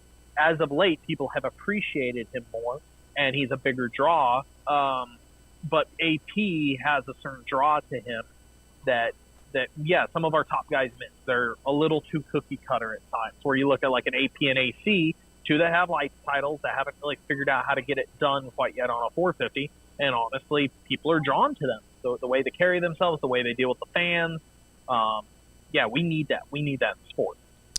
Before we get to our next guest here in just a moment, the last thing I want to ask about AP is, ML, a lot of 450 guys contracts are up. This is a contract year for AP. Yep. Do you think that's making a bit of a difference in how he's riding, or do you think he just figured things out? It's hard to say. I'm sure he feels some pressure. I think just figuring things out, like everybody we saw on that KTM platform. When I talk to him, so much of it is finally him being able to be allowed to run a choppered bike and stuff. Mm-hmm. I think it's just finally getting the team to understand him and go the direction he needs to, and not have everybody kind of on the same setup. Yeah, you can always say you got pressure. Pressure from contract will play into it. I will say, though, is what he's doing is definitely, got to be perking up some eyes and making the KTM boys, consider that extension. Yeah. So, someone in the show said, how can AP be a cowboy vegan? Is he a vegan? Is that a fact? Not that I'm aware of, but I don't know. Yeah, I could text him and ask, but yeah, these riders they're on pretty strict diets. Yeah, so, I mean, I know they're like eating chicken and broccoli and stuff during the race and all that. I'd be very curious because I know a lot of Alden's guys are more like, I think you would call it more like pescatarian, where I know they eat a lot of fish. So I don't think he's a vegan. I don't know how. Yeah, being a vegan, I don't even know what that means completely, but I know it's not who I want to be. It's something that you would literally not be able to survive for more than 24 hours. What was he going to do? Eat potatoes? No, but our next guest might. What's that? Our next guest might what? Just eat potatoes. Oh, yeah. Well, we're going to find out here in just a minute. He's going to be brought to you tonight by Prox. Scotty, you're rebuilding a bike. You can go to Prox and get pretty much anything you need, OEM quality at an affordable price, filters, chains, sprockets. Prox aims to bridge the gap. Find Prox at your local dealer or online retailer. Visit Prox, PROX-USA.com to search for parts for your bike and follow Prox Racing on social media. Tonight, Prox brings us from Factory Honda, Chance Hymas. What's going on, Chance? What's up, guys? How you doing? Doing good, man. Glad to get you on here. I've been trying to get in your schedule for a while. You're a busy guy getting ready for this Supercross season. Yeah. Huh? Yeah, you've been hard to get a hold of, but that's okay, man. I want to talk to you about, you had a lot of success in Supercross Futures last year. Then you decided to go pro this year. How much did Supercross Futures last year benefit you for or prepare you for this season? Right. I mean, it's definitely like tracks get a lot smaller with tough blocks and racing in the stadium with people. It's a whole different thing, and it's can't replicate a race scenario. So it just made that jump to racing pro Supercross. It made it easier for me in the sense of like it was almost like I did it in a sense. Like when I lined up for my first heat race, it was just like like I've already been in that same scenario in a way. So in that case, it made it a little bit easier for me. And I would say for other people that have done futures, I would feel like they would say the same thing. And then obviously where you're on the schedule, you have scheduled qualifying sessions and then your races on the schedule. That also helped too, just helping you plan out your day with it. But I mean, I'd definitely say the futures helped me with making my debut a little bit easier on me, I would say. Yeah, I think the schedule during the day is a big part of it, right? You're used to going to amateur nationals and maybe you race Monday and then you race Thursday or whatever. To come straight from that into Supercross at the professional level with all the demands, the media demands, the team meetings, watching video, qualifying, et cetera, it could probably be really overwhelming. Yeah, it definitely can be. I mean, even though I had that little bit of experience, I mean, it's still overwhelming. I mean, you're at Houston, we're in a packed stadium, bunch of people. We're right after opening ceremonies, and like you're the first race of the night. Like everybody's there watching. It's a lot to take in, especially where I'm 17 years old. Like she's like, I've never quite experienced something like that before, and it definitely just helped taper off, the nerves. I mean, obviously the nerves are still there, but like like I said earlier, like where I feel like I've been in that same scenario, it just made it, not as nerve wracking. Sure. Yeah, Chance, this is Scotty. It seems like there's a plan now. I'm air quoting that. There's a plan for the guys upcoming. I think the Supercross Futures fits into that plan very well. But just kind of talk about like being, you want to be solid and get good results coming in as a rookie rather than coming and just blowing the doors off of everybody. How do you kind of prevent yourself from riding over your head and sticking to the plan? It's definitely It's hard. I mean, especially for me where I don't have like a lot of supercross experience, I would say. I mean, I have a year under my belt and I have one full off season now. And it's just with supercross, like it's so intense in its own ways that you can easily ride over your head. Like sometimes pushing hard is not the way to go. And you just, over time, you just mentally have to switch or mentally have to train your brain just to be able to make that switch, you know, if you don't need to push, then you don't need to push, you know? Hey, Chance, ML here. I was curious, your own expectations, do you feel like you've met them so far over the opening 2 rounds? Personally, when you roll off the track, like, are you pretty satisfied with how you've been doing? I know everybody always wants more, but would you say you're ticking the boxes for yourself at this point? Right. I definitely did at Houston because, I mean, I only had a couple goals coming in. Like, I just wanted to get a good start right up front for however long I could. And then, you know, just not crash, not have any big crashes, not have any dumb mistakes. And at Houston, I feel like I accomplished that. At Tampa, my daytime program was better. I qualified 3 positions better. I qualified 5th. But I crashed a couple times in the sand. I feel like that one got a little bit of everybody, so it's like it's not really a pass. But I mean, that kind of just is what it is. And then I didn't really get a good start in the main, and I just kind of struggled. Like I would have finished 9th if Smith's bike didn't blow up or whatever. But I wasn't really pumped with the scenario I put myself in because I don't know. I didn't feel like I rode very well in the main, even though I still finished 8th, which was what I got in Houston. But I was a little bit bummed at the end of it because I knew I could have had more based on what I did in qualifying. So go ahead, Michael. Oh, I was gonna say, I know originally your schedule was announced as like a kind of a partial, like, you know, select rounds. I think is how it was termed. I don't know, if we're still on that. But with where it's going, if the decision is coming up soon, how are you feeling about it? Like, are you like, yeah, we'll get a couple and go to outdoors? Or, you know, me and Lewis were debating this on post show, and I thought with you riding so well within yourself, I think you look so controlled on the track. I was like, man, I'd love to see you do more. Like, you're not, I guess in my sense, like from my perspective, you're not doing anything sketchy. Like, I feel like you're getting a lot of learning in here. What would you like to do? Do the selects, or would you like to keep going? Yeah, I mean, I don't know. It's a tough thing for me. I mean, I'm not really at the point where I can decide, but I feel like if I had the option, if there was like a 50-50, whatever I want to do, I'd like to keep going just to keep getting experience, you know? I mean, I do want to, like, part of me wants to take, like, not do the whole series and get ready for outdoors so I can, you know, be competitive for outdoors. But part of me wants to, where I'm already riding Supercross, I want to keep getting the experience because I feel like it'll benefit me a lot for next year. And then that way I'm not kind of in the process to where, like, I feel like I could be close to the top next year. Like, I could, instead of being right now where I'm that 8th place bubble, you know, be closer to that top 5 and consistently, like, you know, top 5.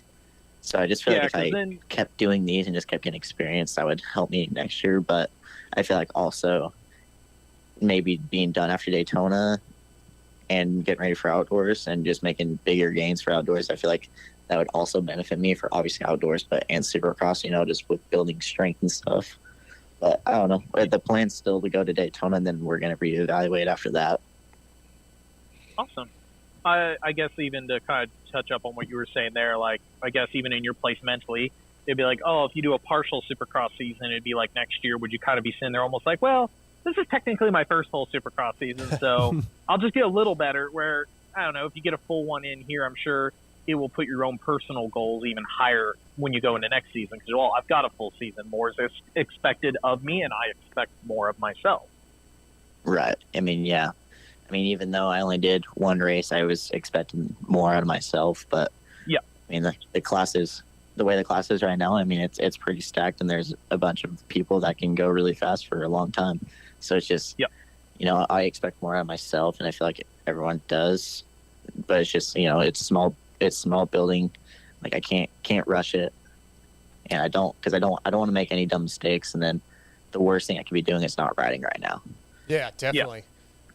So I mean, even if I'm not getting the results I'm I'm wanting. At least I'm out there learning versus getting a couple good results and then crashing and not being able to race. You mentioned being a little bummed with a couple things. At your age, I'm always intrigued when somebody's so young and having to deal with the pressures of what's expected out of a guy like you're a professional athlete at basically a teenager. How do you overcome being bummed? Because that could linger in your mind and you maybe haven't matured enough emotionally to really know how to put that aside. Right. I mean, I have a good group of people around me, especially where I train with Hunter and Jet. They're really good with me. I mean, like I almost get like the little brother syndrome from those guys. Like it's definitely tough when I feel like I'm pretty close. Like some days I'm close to them on the practice track, and then at Tampa, Hunter lapped me. Like it's tough in the race scenario, but it's just like those guys were just, even after that race, they were both there. They're just really good with me and just making sure like don't get down on yourself. Like it's literally your second race. Like you're gonna be just fine. And it's for me. It's just I feel like I've surrounded myself with a good group of people, and they've had my best interest, I would say. And yeah, it's just what happened in Tampa happened in Tampa. Mm-hmm. Can't change it, so might as well just start working towards the next round. I like that because I know Jet and Hunter just a little bit, and I know how much ball busting they do, and I know how my friends are. So if I was you in that situation, yeah, my friends aren't going to support me. They're going to be giving me so much crap. So you have terrible friends. Well, you're one of them. That's true. He reaps what he sows. Yeah, I do the same thing, though. So, I would not have been as friendly to you either, Chance, if we were buddies. I would have probably given you – if I'd lapped you, I would have probably made you – I would have been a butthole. But working with those two guys, I want to ask this, again, at your age, going into this class, you line up against guys that are, quote-unquote, superstars. And it would be somewhat easy to be like, oh, my God, I'm lined up against Jet Lawrence, or I'm lined up against Hunter Lawrence, or I'm lined up against whoever. I would assume by now, working with those guys, you don't have that anymore.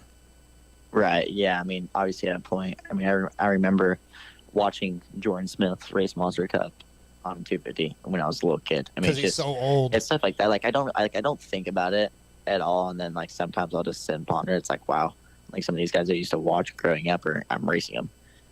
But now that I'm into it, like you almost can't think of it that way because it's almost like a mental block. It's like, yeah, these guys have been here doing this a long time. That means I can't beat them because I have no experience, So it's just like ever since I kind of got at the end of my amateur career and started making this transition, it's just, I don't know, it switched for me. And mentally, I was just trying to picture myself being up there instead of like seeing these guys and be like, wow, these guys are really fast. How am I supposed to beat these guys? But like even being with Jet and Hunter, I mean, everyone knows where they came from in their story and how Hunter's had his struggles over the years. And it's just like, I've went from being outside their circle, being at a fan perspective, and then they've brought me in. They're almost like my second family. So it's just like you get the fan experience, and then you get like the real behind the scenes of it, and it's just, it changes a lot of things. Yeah. And I would say for a lot of people, if they got in that same scenario, and it's not just those two, there's a bunch of people that have that same scenario, and once you get behind the scenes and see it, just you have a whole different perspective on everything. Yeah, the caliber that those guys are. Just kind of talk about the pride that you get being the guy that was added to the team, especially since last year it was just those two. Being that guy that's added in, describe how that makes you feel and the ability that you get to ride for that team. I mean, it's pretty crazy when we first heard about it possibly being an opportunity. It was pretty amazing. I mean, that spot, they made that spot for those two. They didn't even have a 250 team as of 2 years ago, and then for 2 years ago, and then they wanted to make an amateur spot for me and have me ultimately end up like replacing Jet on the 250 side. It's just like that's a once in a lifetime opportunity, and it's just, I don't know. There's a lot of things going through my head at the time. Yeah, I bet. And it was just like, to me, it was just pretty surreal. And like there were so many times like I didn't think it was gonna happen, just because like they were trying to iron out things, and it's just like, am I gonna do this, or like what do we like? I didn't know what I was gonna be riding. We didn't know anything, and then it got to the point, and like right before I signed my contract, they're like, yeah, we'll get it figured out. I mean, we'll have to iron out a couple things once we get going, but I mean, it's nothing we can't handle. So it's just once I signed with the team, and then I got to know Jet Hunter, even Chase and Kenny at the time, and now Cole. It's went from being like my team to like more like my family. Like I've gotten to know everybody, and I feel like I'm not the amateur kid anymore.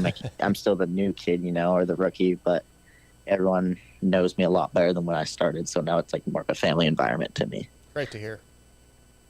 I thought, kind of touching on what you said, something I think that might interest like fans is your route to here. So some of what you just said, like I was around some of the Honda guys at the time, so I know talking to Joe and Brandon, like originally it was supposed to be the Lawrences, and then that was it for 250. So they really wanted you bad enough, like that they basically sort of stepped out of the original plan to make this happen.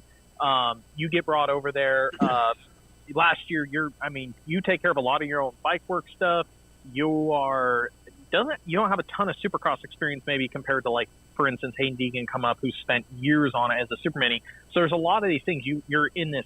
You're following the Lawrences in HRC. There would be all this pressure, but it really seems like all those people you were talking about in your corner are helping keep perspective. And I don't know from the outside looking in if people realize, again, all these little aspects of like, yeah, Chance is the HRC kid. He's the next thing they've picked after the Lawrences, but at the same time, it seems like everybody's really good about knowing kind of what your path has been to get here and giving you the time to properly be ready to do this. Right. I mean, and even in the past, you've seen so many rookies that have been rushed, and they've rushed what they're doing, and then I mean, you can look at them now. It's just they don't want that to happen to me, and it was just the Lawrences they want the best for me, and they're obviously the two best guys in the class, and they want me to follow in their steps, and it's not just for me. It's a whole team thing. Like they want Honda to be the best brand. They want our compound to be the winning compound, there's battles within battles, Sure. Like it's pretty cool. And because the team is just like this year, they're just, go do your thing. Most important thing is we learn and we build, and you're in a good headspace, and I feel like the team and the Lawrences have been really good with me, and even my family and my extended sponsors, they're 100% backing me, and no matter how I do, they're always there for me, and they're there to help me succeed. Well, and speaking of ball busters, you also Lucas Myrtle is a guy that is in your corner and will fight for you and get you some of these better deals and things like ML was talking about. And I think he's a good guy to have in your corner. We've seen what he's done with the brothers, and of course, working with Joe and Max Volan, and he sees something, and he knows how the business side of it to get you the best opportunities. Right. And if it wasn't, Lucas is the whole reason I have an HRC ride right now. Right. Like, if it wasn't for him speaking on my behalf, I wouldn't be on Honda right now. Obviously, because he's Jen Hunter's agent, and I didn't have an agent as of 2021 at the beginning of the year when I signed my contract in October that year. But he was, even though we weren't working together, he was always just checking in on me, and he's like, whenever the time comes, I'm interested in working with you guys. And then he was talking about us about the Honda deal, and it came to the point where he's like, if you can get us a Honda deal, we'll sign with you, So, Lucas did his thing, got us the opportunity, and we signed with him, and Lucas has been nothing but good to me. Good to hear. Kind of speaking of some of your other mentors and guys you've had in your corner, what's the thing that Weimer has done or said that resonated with you the most? I don't have. There's probably not one thing or the other. I've been around Jake a long time now, because he moved back to Idaho 2018, 2019, I think. But that was when I was making my jump from super minis to big bikes, and he was there for most of it. And then the last couple years at Cowie, that's when he started working with me a bunch, and I got to know Jake well. And even this whole last year as an amateur, we were going to races together. He would come to California with me. We'd go to Nevada or go to Mesquite, and I would go train with him during the week. And it's just, my relationship grew with Jake where he wasn't just my training. Like, I saw him as one of my best friends. So it's just, me and Jake got along really good. And I don't know, there's not anything really in particular that would stand out. But, you know, me and Jake have a really good relationship. And even though I'm not working with him anymore, I still do. And, I mean, he flew out to Houston to come watch my first race just because, I mean, he was there for a lot of it. And it's Idaho pride. There's not a lot of us that came from Idaho to where we're at in the sport, and he wants to help me be better than he was. Okay, so then what's the funniest thing you've ever seen Jake do? Funniest thing? Drink? Yeah, has he ever drank around you? I don't know. Jake and Coke. Jake and Coke. Yeah, I was gonna say. Yeah, do you listen to Pulp a little bit? I'm not gonna say it, but it's along those lines. Okay. Chance, do you listen to Pulp a little bit? Do I? Yeah. Yeah, not at all. Oh, okay, so you haven't heard. You need to go back and find the shows. Just go ahead and listen to the shows with Jake and Ryan Villapoto in studio together. Oh my God. Yeah, picture Jake around a campfire, you'll have then so put him much ammunition against Jake. Yeah, I have enough. Okay. Already. So, well, let us hear about it. Let's go down that road. Hey, I guess extended. I mean, yeah. Go ahead, ML. Last one for you, Derek Chance. I got one. Funny one. Who was honestly more excited when you got your Honda deal? You're your dad. For anybody that doesn't know, your dad's a Honda dealer, and his name on Instagram is literally Dr. Honda. I'd honestly probably have to say my dad. I mean, dude, I don't know if anyone knows this, but my first 85 was a CR85. Like, he literally bought me a CR85, and he sold it. Because my oldest brother, when he rode, I mean, they still made CR85s, and he sold it to one of our friends, and then he bought it back from one of our friends. And I have two older brothers, and they both rode it, and he rebuilt it for me. So, like, not only did I race a CR85, I also raced a CR85 that my two older brothers raced. Oh, jeez. And we still have that bike. That's great. That's great. That's so awesome. I mean, he's because I had an opportunity to go to pro circuit as well. He's like, you know, this is your choice. I'm completely good with everything, but he's like, you know where I'm leaning. And I was like, I know. That's great. That's great. Well, Chance, man, this has been a lot of fun, man. It's really fun to watch. There's so many talented rookies in the series this year, and it's been really fun to watch you ride. And I look forward to just watching you get better and better, man. Yeah, thank you. Yeah, thanks for having me on. I've been kind of just staying under the radar, you know. Yeah, I know. But, it's fun to get on here and, you know, just talk a little bit and how it's going. So. Well, I'm glad you did. You kind of you've been staying kind of quiet, so I had to reach out to Mertz. I was like, dude, please help me out, and yeah, he got it done. So thanks to Mertz and thanks to Jacob for getting you on the show for us. It means a lot, man. We look forward to seeing you in a couple weeks, man, in Arlington. Yeah, sounds good. See you guys in Arlington. All right, buddy. See ya. See ya. All right. Thanks to Chance for coming on. Good times, man. Yeah, that kid's got a good head on his shoulders, Michael. No, he does. I love listening there with the group he has around him because, again, I didn't want to touch on too much because so much is about Deegan. It's like, okay, yeah. Deegan's out there killing it. He's a teammate with the Lawrences. He's HRC's next kid. It would be really easy for somebody in the position that Chance is in to feel immense amount of pressure, and very easy for people to not around him, like his core fan is going to take care of him, but it would be unforeseen for people to kind of put pressure on him. Like, but again, if you know a little bit about his backstory, like how little Supercross experience he has, again, kind of like how the Honda thing came together, I think it's awesome. It shows how much they all really believe in him. Kind of the mountains that were moved to make this happen, and in turn, it's really cool to see that whole group like make the best out of this investment into Chance. Where like he touched on, and it's a little harsh to say, but like look at some of the investments that TLD made over the years and KTM as well, both of them together, just like even some of Star's quick burns, like, man, just some of these kids are just disposable, it feels like. Yeah, definitely. So it's very cool to see a very high-level team that can easily expect the absolute best and nothing else from their guy to truly worry about, hey, how are we going to develop this guy? Like, how are we going to help him be the best? And I think that's, again, it's like these kids, it's kind of an investment on their end. They really should think like that a little more. So it's really cool to hear him all say that and really make it sound like everybody around him, not make it sound like everybody around him does have their head on straight in his situation. Well, I want to thank again Prox for bringing on Chance tonight. From complex jobs like engine rebuild to simple maintenance like filters, chains, and sprockets, Prox aims to bridge the gap between OEM quality and affordability. So visit prox-usa.com and search for your parts.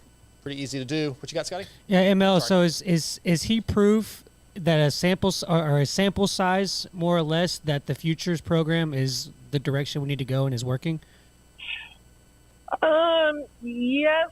And I mean, like, look at Deegan. He did one and moved on. I think for a level of a Chance or a Deegan, I actually don't know if I would say for them. I think it's beneficial, but I think also going racing in the way they are is arguably more beneficial. I think just getting a sample of what's like, again, he said riding a supercross shock under the lights on with hay bales and everything. I think for the majority of the kids beyond them, it's the best thing. I think of like Luke Kalatsian, Juju Ballmer, those kind of kids that maybe don't have as much access to some of the facilities and the people around them they do. I think it's going to be the most beneficial for the kids outside the factory group. Because I honestly think like Futures did nothing for Deegan. He had to switch to an amateur bike a week before. We saw how he did the pro race. That's how he was riding in the bike he was riding beforehand. So, I think it's beneficial, but I think it's beyond the one or two cream of the crop that it's beneficial for. I think it helps everybody below them way more. Yeah, I liked that they did it on the lights this year rather than just being like before the night show last year. I think that was a big improvement. Yeah, a lot of that had to do with this year you couldn't, like last year you could just qualify into it. Like I was making a joke if they were going to do qualifiers again, I was going to go do one because, and no offense, some of the guys that made it in, I could do that. I was joking. Oh, how funny would it be if I went and did a Futures race and then got off in my gear and shot photos? This year they did it more on an invite system. It really put it on the OEMs and some of the brands involved to pick the kids, and it was a huge improvement in terms of quality. The only thing that was weird about it, at least for the Futures I watched, was there was actually a lot more crashes, surprisingly, because I think it was a lot of kids that expect a lot more from themselves, judging each other. So a lot of them weeded up. Where last year at Futures, outside of Kalatsian, Hymas, and like Ryder D, most of the kids in there were barely doubling around stuff and really weren't putting themselves out there. They weren't those guys. So, but yeah, with having it more as an invite or recommendation to be involved in it, it upped the quality enough that it's worthy of being on there. I think I'm glad they didn't last year because I don't think the quality was good enough to put those guys on TV, to put it bluntly. Right. I want to let everybody know we did get a winner on our FXR casual wear. It's Dakota Finch. He answered the trivia question from last week. The answer was Enzo Lopes. The question was, which FXR rider on the West Coast has the most points? It's Enzo Lopes. So congratulations to Dakota Finch on winning a hat and a T-shirt from FXR, which is designed by racers for racers. With industry-leading fit, finish, and performance, progression is the name of the game with every new piece created. At FXR, we push our brand to the next level to provide you with the best product possible. Visit fxrracing.com to see the numerous gear lines and colorways, as well as snow lines and lifestyle casual wear. We're going to get to John Short in just a couple minutes. Let's see. Jason Anderson, Justin Barsha, Scotty. Again, I talked about this last week. I'm really getting concerned with Jason's inability to focus, it seems like, on the race at times and be too worried about dealing with people around him instead of just racing forward. And we saw it again this week, and he gets a 6-month probation because of it. I didn't know that. What is your take? 2 points on that. Okay. Y'all kind of laughed at me, but my take was that I feel like Anderson gets more enjoyment out of the drama than actually trying to go and win races. I know that that's like very out there, but like at the baseline of that, I think there's a little bit in him just kind of feeding into the fanfare and the drama of it. Second thing is on Barsha's side, I know that he didn't do anything and he was upset and that this incident. time, though. Okay, that's my that's my that point. Drives me crazy. No, though. Everybody kept saying he didn't do anything. well, that's my point. Yeah, Is Barsha the boy who cried wolf too many times? Like is Yes. he is. I mean that's how I look at it. So is Anderson really trying to just kind of just seek attention different ways, and is Barsha crying wolf? But ML, I never heard anything out of Barsha. Did Barsha even complain? I know the team did. No, he just refused to interview afterwards. I think So he he was just mad. bummed on the situation. Yeah, of course. But- I mean, how would you not be? Because he always says, "What? I'm just racing." Yeah, him and this Jason situation are weird though, because they're both like, I think as even Jason said the week before, like, oh, I can't say anything, he can't say anything. They're two of the dirtiest riders. It is what it is.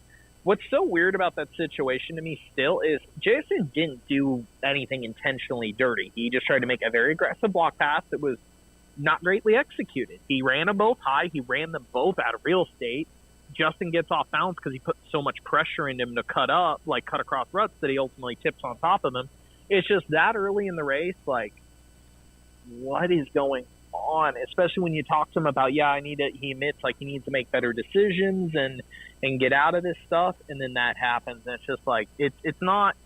I get like some people are freaking out. Oh, why is he getting probation? That wasn't that dirty. No, but it's just this like history of the last couple rounds, even how he was early last year. It's just so unnecessary. It truly is unnecessary. I get it. Like his quote to you, like, "Oh, it's hard to change your tires, change your stripe." Well, you want to race for championships, and you know that what you're doing is costing you that ability. I'm not saying it's easy. Yeah, I get it. It's not just turning the switch off, but based on even what we saw this weekend, it's very hard to say that he's making a genuine effort. It makes it really hard to sit there and go, yeah, I think he's trying to be better or smarter. Right. When actions don't prove it. Maybe he mentally wants to be there. It might be upsetting to hear this, but actions speak louder than words, and it's a bummer. I said sometimes, like, I really picked him for this year for the title because I really thought some of these incidents would be, hey, if he fixes this based on how he rode last year, like, he can win this title. It's just down to decisions. Yes. It's more down to personal decisions with him. It's tough. I would love to talk to him more about it. I'm just curious, like, how he even weighs all this happen. Like, how does he sit back and look at it during the week? I would be really curious to know what's going through his head. How much has he thought about it? Does he see somebody about like where his headspace is at with racing? I would love to know more. Yeah, hopefully we can talk to him soon, but we do have somebody online that we do want to talk to. He's going to be brought to you tonight by Luxon Triple Clamps. ML, you've used them. We've talked before. Some of the best engineered products on the market. LuxonMX.com. You can use promo code MotoXPod to save. Luxon sponsors this next rider. He's going to bring him in tonight from the Madd Parts Kawaski team, Texas boy John Short. What's going on, John? What's going on, guys? How are you guys? We're doing good. We've been talking to Chance Hymas and Nate Thrasher, and now we're getting you on, man. And look, you got to be pretty happy with your season so far. You've made all but one mains, I believe. Yeah, I didn't do the main event at the Triple Crown. Okay, yeah, A2, yep. But you got to be pretty happy, right, with the new team? I didn't have any. Didn't know what to expect coming in. My goal was to be in all the main events, and so that's kind of what I'm. Now that I've actually been in most of the main events, it's now I want a little bit better result, though. So. Mel, go ahead. Man, I was gonna say to go touch on your Luxon thing. You know what else Luxon is engineered better? Better than my take, because I'm ready to put my foot in my mouth. I'm pretty sure in preseason show I said that I'm surprised that riders like Grant Harlan and John Short want to race 450s, because why would you want to spend more than half the year not making a main event? And John has proven me horribly freaking wrong so far, so I'm just going to go ahead and take that one on the pie to the face. I do wonder, like, seriously, from your position, John, I know, like, in the past years, 450s, you make more purse money. Like, it's a little bit easier to pay the bills, per se, going racing one. But do you, like, when you get offered this opportunity to go ride for Paulie's team, like, did it concern you at all? Like, did you believe in yourself enough that you really were like, oh, I'm going to make be in all the mains, or were you ever concerned at all? Like, oh man, what if I spend part of the year just flat out not making it in? Yeah, that's a good question. I did race a few last year, but it was obviously at the tail end of the series, and there's a lot of guys hurt. So that is something that crossed my mind. But I feel like as an athlete, especially 28 years old, it's like if I'm gonna do anything other than race divisional 250 races, it was like that's kind of my opportunity to maybe showcase what I can do. I feel like I can't live in fear of failure. Mm-hmm. So for me, it was like, man, let's see if we can do it. I obviously believe in myself, but it's one thing to believe in yourself and another thing to do it. So I felt like the time was pretty ripe to see what I can do on a 450. How did the deal come about with Madd Parts? Because last couple of years you were on Hondas last year, if I'm not mistaken, or was that the Suzuki year? No. No, Honda. I rode Hondas last year, privateer Hondas. So how did the Madd Parts deal come about?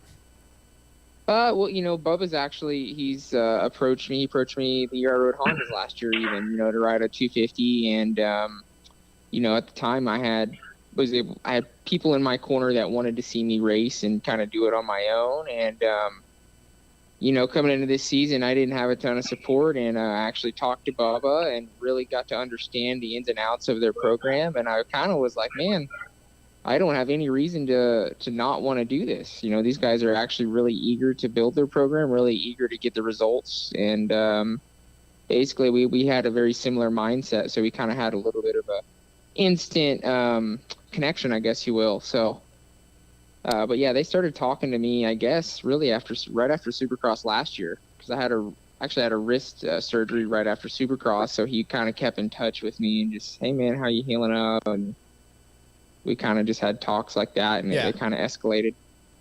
Nice. Yeah, I'm glad it came about, man. I'm glad you got some help. Hey John, this is Scotty. So we kind of talked about the decision that you making between the 250s and 450s.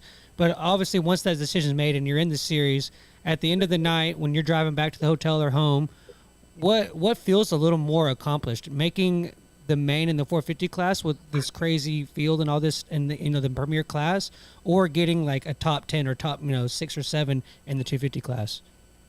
Yeah, that's a good question. I've had some flashes of success in the 250 class, and yes, it does feel good, but I've also had some pretty good success in the motocross series, racing against the same group of guys that I'm racing with this year in Supercross. And so in the back of your mind, I'm kind of like, I've raced with a lot of these guys and done pretty well in the motocross series. What's keeping me from doing that in Supercross? And that's part of the decision, I think, to really want to test myself and give myself 17 rounds to grow each year. But yeah, to answer your question, it's pretty rewarding, I would say, to make it in the main event with the amount of talent in the class. But in the same breath, at the end of the night, finishing 22nd, 21st, that's a hard one to swallow. But you also have to take the positives from it and figure out how you can get better. And that's the cool thing about this class. I feel like maybe I get a 21st, a 20th, an 18th, whatever, but there's something I can take away from each weekend that's going to help me grow a lot more than it would be to just kind of continue to do the same light series that I've done for 4 seasons. Right. Hey, I'm curious with the way your results are going right now, showing you can do well on the 450, also kind of your age. I understand when anybody is maybe younger, early to mid part of their career, you kind of focus on what's the goal as a kid always been. Like, I want to race U.S. Supercross and motocross. I want to be on a factory team, all those things. You've been at it for a while. Where do you see yourself going career-wise from here? Do you still want to try to kind of grit it through outdoors to try to go for super motocross? Would you be interested in, hey, I'm proving I can ride a 450 well in Supercross. Do I want to start racing all the off-season races, racing World Supercross, go make some money, make a good solid career out of this? Where would you like to go, and where do you think you'll be going in the next year or two? a big goal of mine, especially like you mentioned, getting a little bit older in age and stuff. I'm having a daughter here in 8 weeks, 6 weeks. Oh, so congrats! For me, I can't really be that selfish kid anymore. That's like, oh, I don't care about the bike. I don't care about the money. I'm chasing that factory ride. I would love to race motocross this summer. I really hope an opportunity pops up where it makes sense financially. But honestly, I would love to do that. I'd love to be a part of the Super Motocross series. And even if that looks like World Supercross, honestly, wherever I can go ride my dirt bike and bring some money home and do it on my motorcycle, that's honestly, as you age, that becomes the reality of the dream a little bit. I feel like is like just making a living on your dirt bike, doing what you love, Hey, we mentioned the Kawasaki and it being new for you this season. What do you like about it? And when it comes to the team, how much opportunity or availability do you have to try different things and test different products, different whatever? Obviously you're using Luxon triple clamps, but just anything that you want to try to test, how much opportunity do you have? Our team is obviously a smaller budgeted team, but those guys really do have a big heart, and they try to give us as much resources as we need. Mainly for me, once I get my bike good, I try to focus on me as a rider, because I watch myself ride and I can see like where, what I mean? It's not always the motorcycle, I guess, but me and Greg Straczynski at Core MX have done a lot of suspension testing just to get the bike balanced and where I want it. And honestly, other than that, we've got the Luxons on there and a couple Duval racing parts. And I think Williams Motorworks did a head on it and some cams, and we have a relatively stock platform, to be honest. These 450s are really good these days. Yeah, Jesse does good work over at Williams.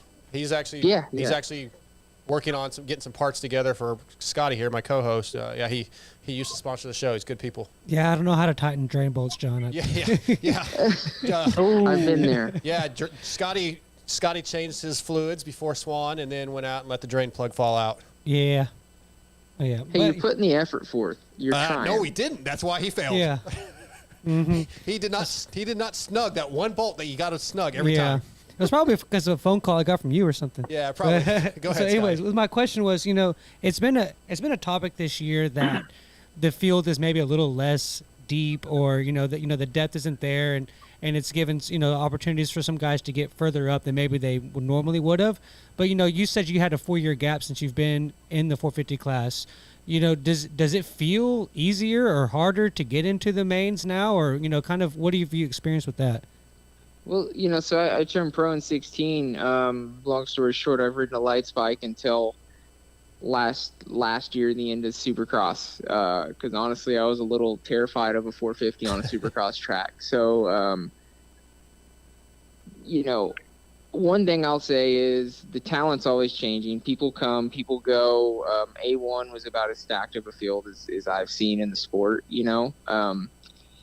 and as a rider, that's one thing that you hate to hear, even if it's true or not. It's just because, like, as a rider, all I can control is my best effort. I can't control who's racing, who's not. So at the end of the day, I think if I could speak for any of us guys, even the top guys, if you put your best foot forward, that's all that matters, and that's where the feeling of success comes from. Yeah, so with what you've been doing so far, making these mains, you said, you're not really – it's a hard pill to swallow where you're finishing in the mains. What are your goals going forward, to improve that? And how are you working on improving that? It's, again, you're here in Texas. You're still training in Texas, I believe. How do you make the next step, and then what is that goal?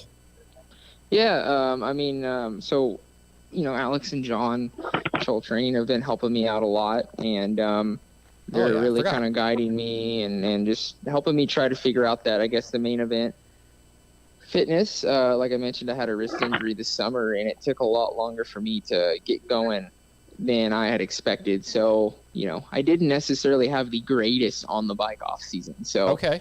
For me, the next step is to start making these mains out of the heat race, and really just solidify that I'm in the mains. And man, if every week I can bite off 2 more minutes of good riding in the main event, or a minute, that's a win. I just feel like you got to be in the race to gain the fitness, to gain the knowledge, and to progress. The practice track's one thing, but at this point, it's all about the weekends. You know, I can't really go bury myself training during the week right now.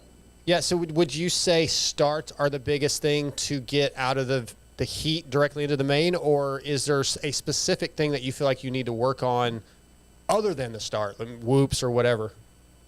Yeah, I think there's some things in my riding, and honestly, really just still adjusting to the Kawasaki a little bit. Not in a negative way. It's just totally different than the bike I've been on the past few years. Just some of the turning characteristics and stuff. You know, for me, my starts have actually been pretty decent in comparison to years past. But yeah, if you're going to get in out of the heat, you know, it's got to be a great start, and it's got to be ride the wheels off of it. Because if you look at my qualifying, you know, I'm on the edge of that main event position anyway. So it's not like I'm a ninth fastest guy in the class. You know, I've got to start up front and, you know, give it all I've got. So starts are important, but, you know, so obviously a little bit of the whoops I need to work on. And there's a few areas like dynamics around the track that I'm focusing on during the week, just skill wise, technique wise, I'm trying to get better at. Okay. Hey, John, so we in the group chat and the live stream earlier had a topic going about who has the best beard. And actually your mustache was brought as a contender. Who's your pick for best beard, and what's the mustache life been treating you like? So when you refer to beards, is it just within the motocross industry? I think so. No, because I feel like you have somebody in mind, so I want to hear who this is. Well, I really don't. I mean, you've got me. I'm just trying to think of a beard right now. I can't think of anybody who's even got a beard. I mean, honestly, I think somebody like I don't know. Like, I feel like, has Barsha had a beard in the past? The only ones I thought of were Tomac and Barsha. Justin? Mm-hmm. I know he doesn't have a beard right now, but his kind of sticks out. But ML, yeah, to be honest with you, I'm not a huge fan of the mustache. I started running it as a joke a couple years ago, and it kind of stuck a little bit, and now everybody's kind of talking about it, so I can't shave it off. I'm kind of stuck with it. Someone said that it could pull somebody over on its own. Yeah, I need to start wearing some like aviators or something. Yeah. Well, John, man, I don't want to keep you too long, man. I know you're early to bed kind of guy, so I appreciate you jumping on. I just want to check in with my Texas boy and see how you're doing. You know, and tell you congrats, man. I think it's really impressive that you've been getting in these mains still. You're still working your ass off as a full privateer. It's really cool to see. I appreciate it. No, I appreciate you guys having me on the show. I enjoy chatting moto with everybody. So. Yep, we'll get you on again sometime in a few, towards the end, and see, maybe once you meet some of those goals you're talking about, get in the main out of a heat race. We'll get you back on. Yeah, for sure. That's I haven't really looked in the rules, but I would like to qualify for the Super Motocross Series. I don't really. Yeah. Honestly, that's something I need to do as a racer probably, is read more into all the rules and all that stuff. But we'll go to vitalmx.com and search Super Motocross. It's in there. Sounds good. Well, thank you guys. Y'all have a good evening. All right, John. Thanks, buddy. All right, bye. Yep. All right, John Short. Appreciate him jumping on. ML, I know you need to get off. I want to say real quick, John Short is also running the X brand goggles, which we always talk about, is quietly grown into the premier goggle for many privateers. They're also the goggle company that won, we're not advertising it, but they won the 250 main event at the Lucid goggles, or what Alpine Stars is branding as their goggle. I don't know how that works exactly, ML, but they're Lucids, damn it. So X brand goggles, go to your local dealership, ask for X brand goggles, distribute it through WPS. You will be happy that you did. Emma, I know you need to get off here. I wanted to bring up Hunter Lawrence. Yeah, I got to get on a plane. Oh, do you need to go right now then? Do you want me to just drop it? No, let's do this topic really quick. Okay. I got to get on a plane. Hunter wins again.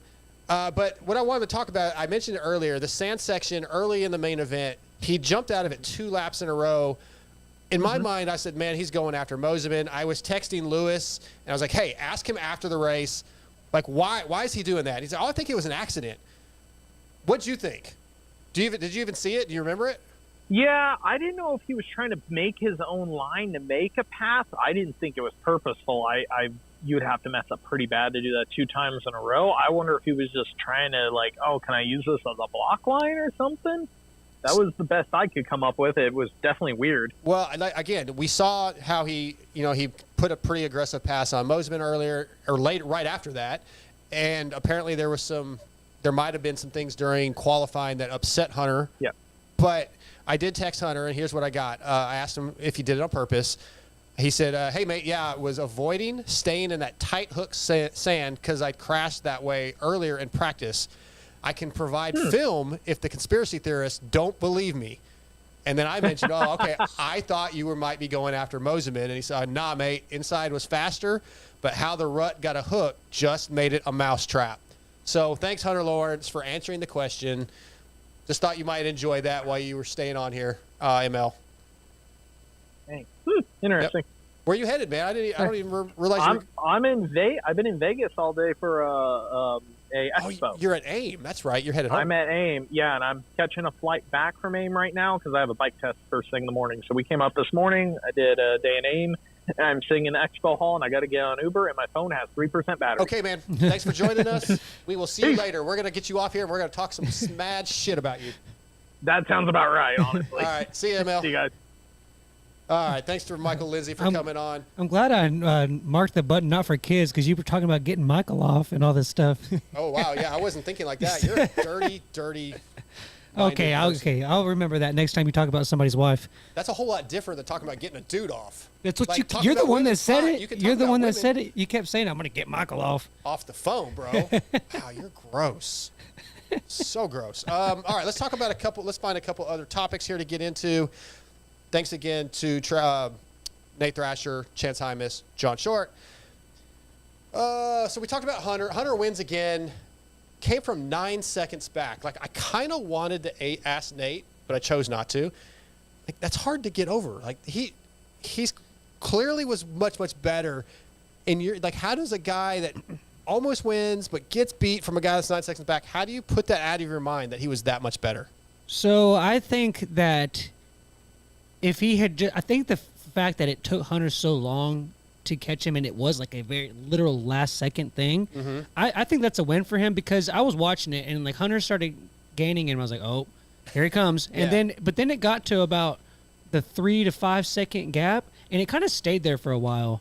And so I think that Nate had gotten into cruise control and then he saw the pit board coming. He did respond and then, the last second decisions cost him. So I don't think that he's looking at it like I just straight got sucked up because he did match the pace there for long enough to where Hunter had to do something crazy to make the win happen. Yeah. I think you're right. I go to the mental thing a lot because I just know how I would be. Those things would probably get in my head. Again, probably why I'm not a champion. That's why we talk about it instead of doing it. So it's got to be tough. It's interesting.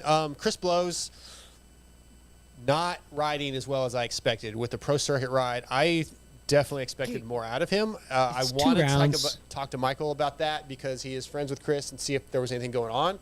So we'll save that for round 3 of the East Coast and see how that goes.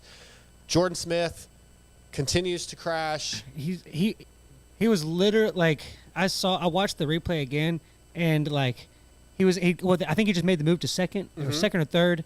And he was like literally looking at the leader when he went down. It's like, bro, it's so sad. It's so hard to see him do that. It is. It's bothersome. It bums me out because I like Jordan. But at the end, I don't remember what he finished. I want to say it was like 15th. But because it was I didn't know that at the time that his bike blew up. No, he had caught up to like 6th or 7th. So when I saw that, I was like, what the F? But then, finally, I guess the bike blew up. So that's very unfortunate. I mean, that's unfortunate for him because, that pretty much that kind of seals on him being on the outside looking in on that.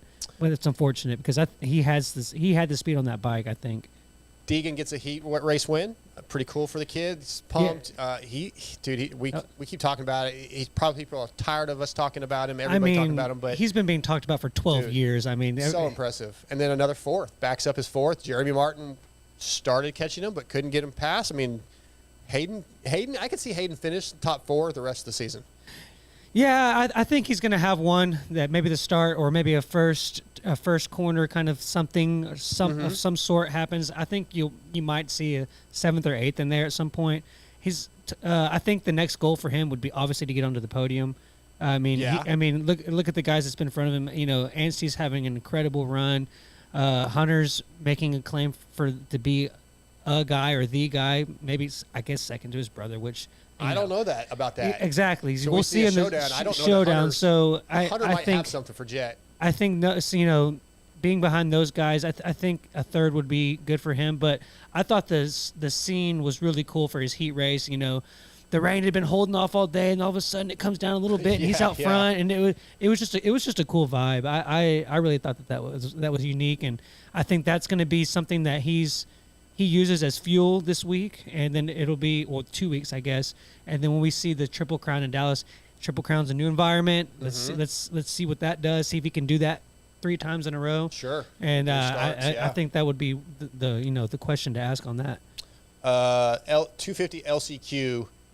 Marshall Welton, who another guy I've been underwhelmed with. I don't know what is going on because he's a better rider, in my opinion, than what we're seeing out of him. Has a chance to get into the main and just blows it. Like he's looking back. He passes Devin Simonson. He's looking back. He does a terrible job in the last turn. And Devin Simonson just absolutely punts him off the track.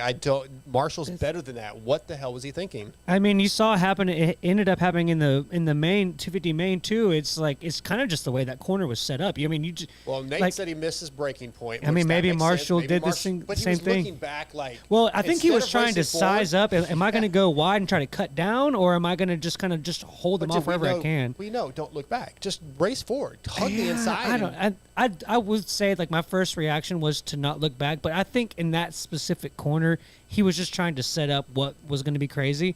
Right after that, the question I had was, Simonson kind of looked back at him and kind of gave him like a what's what kind of thing. Was that him? And then he kind of was looking over at Marshall afterwards.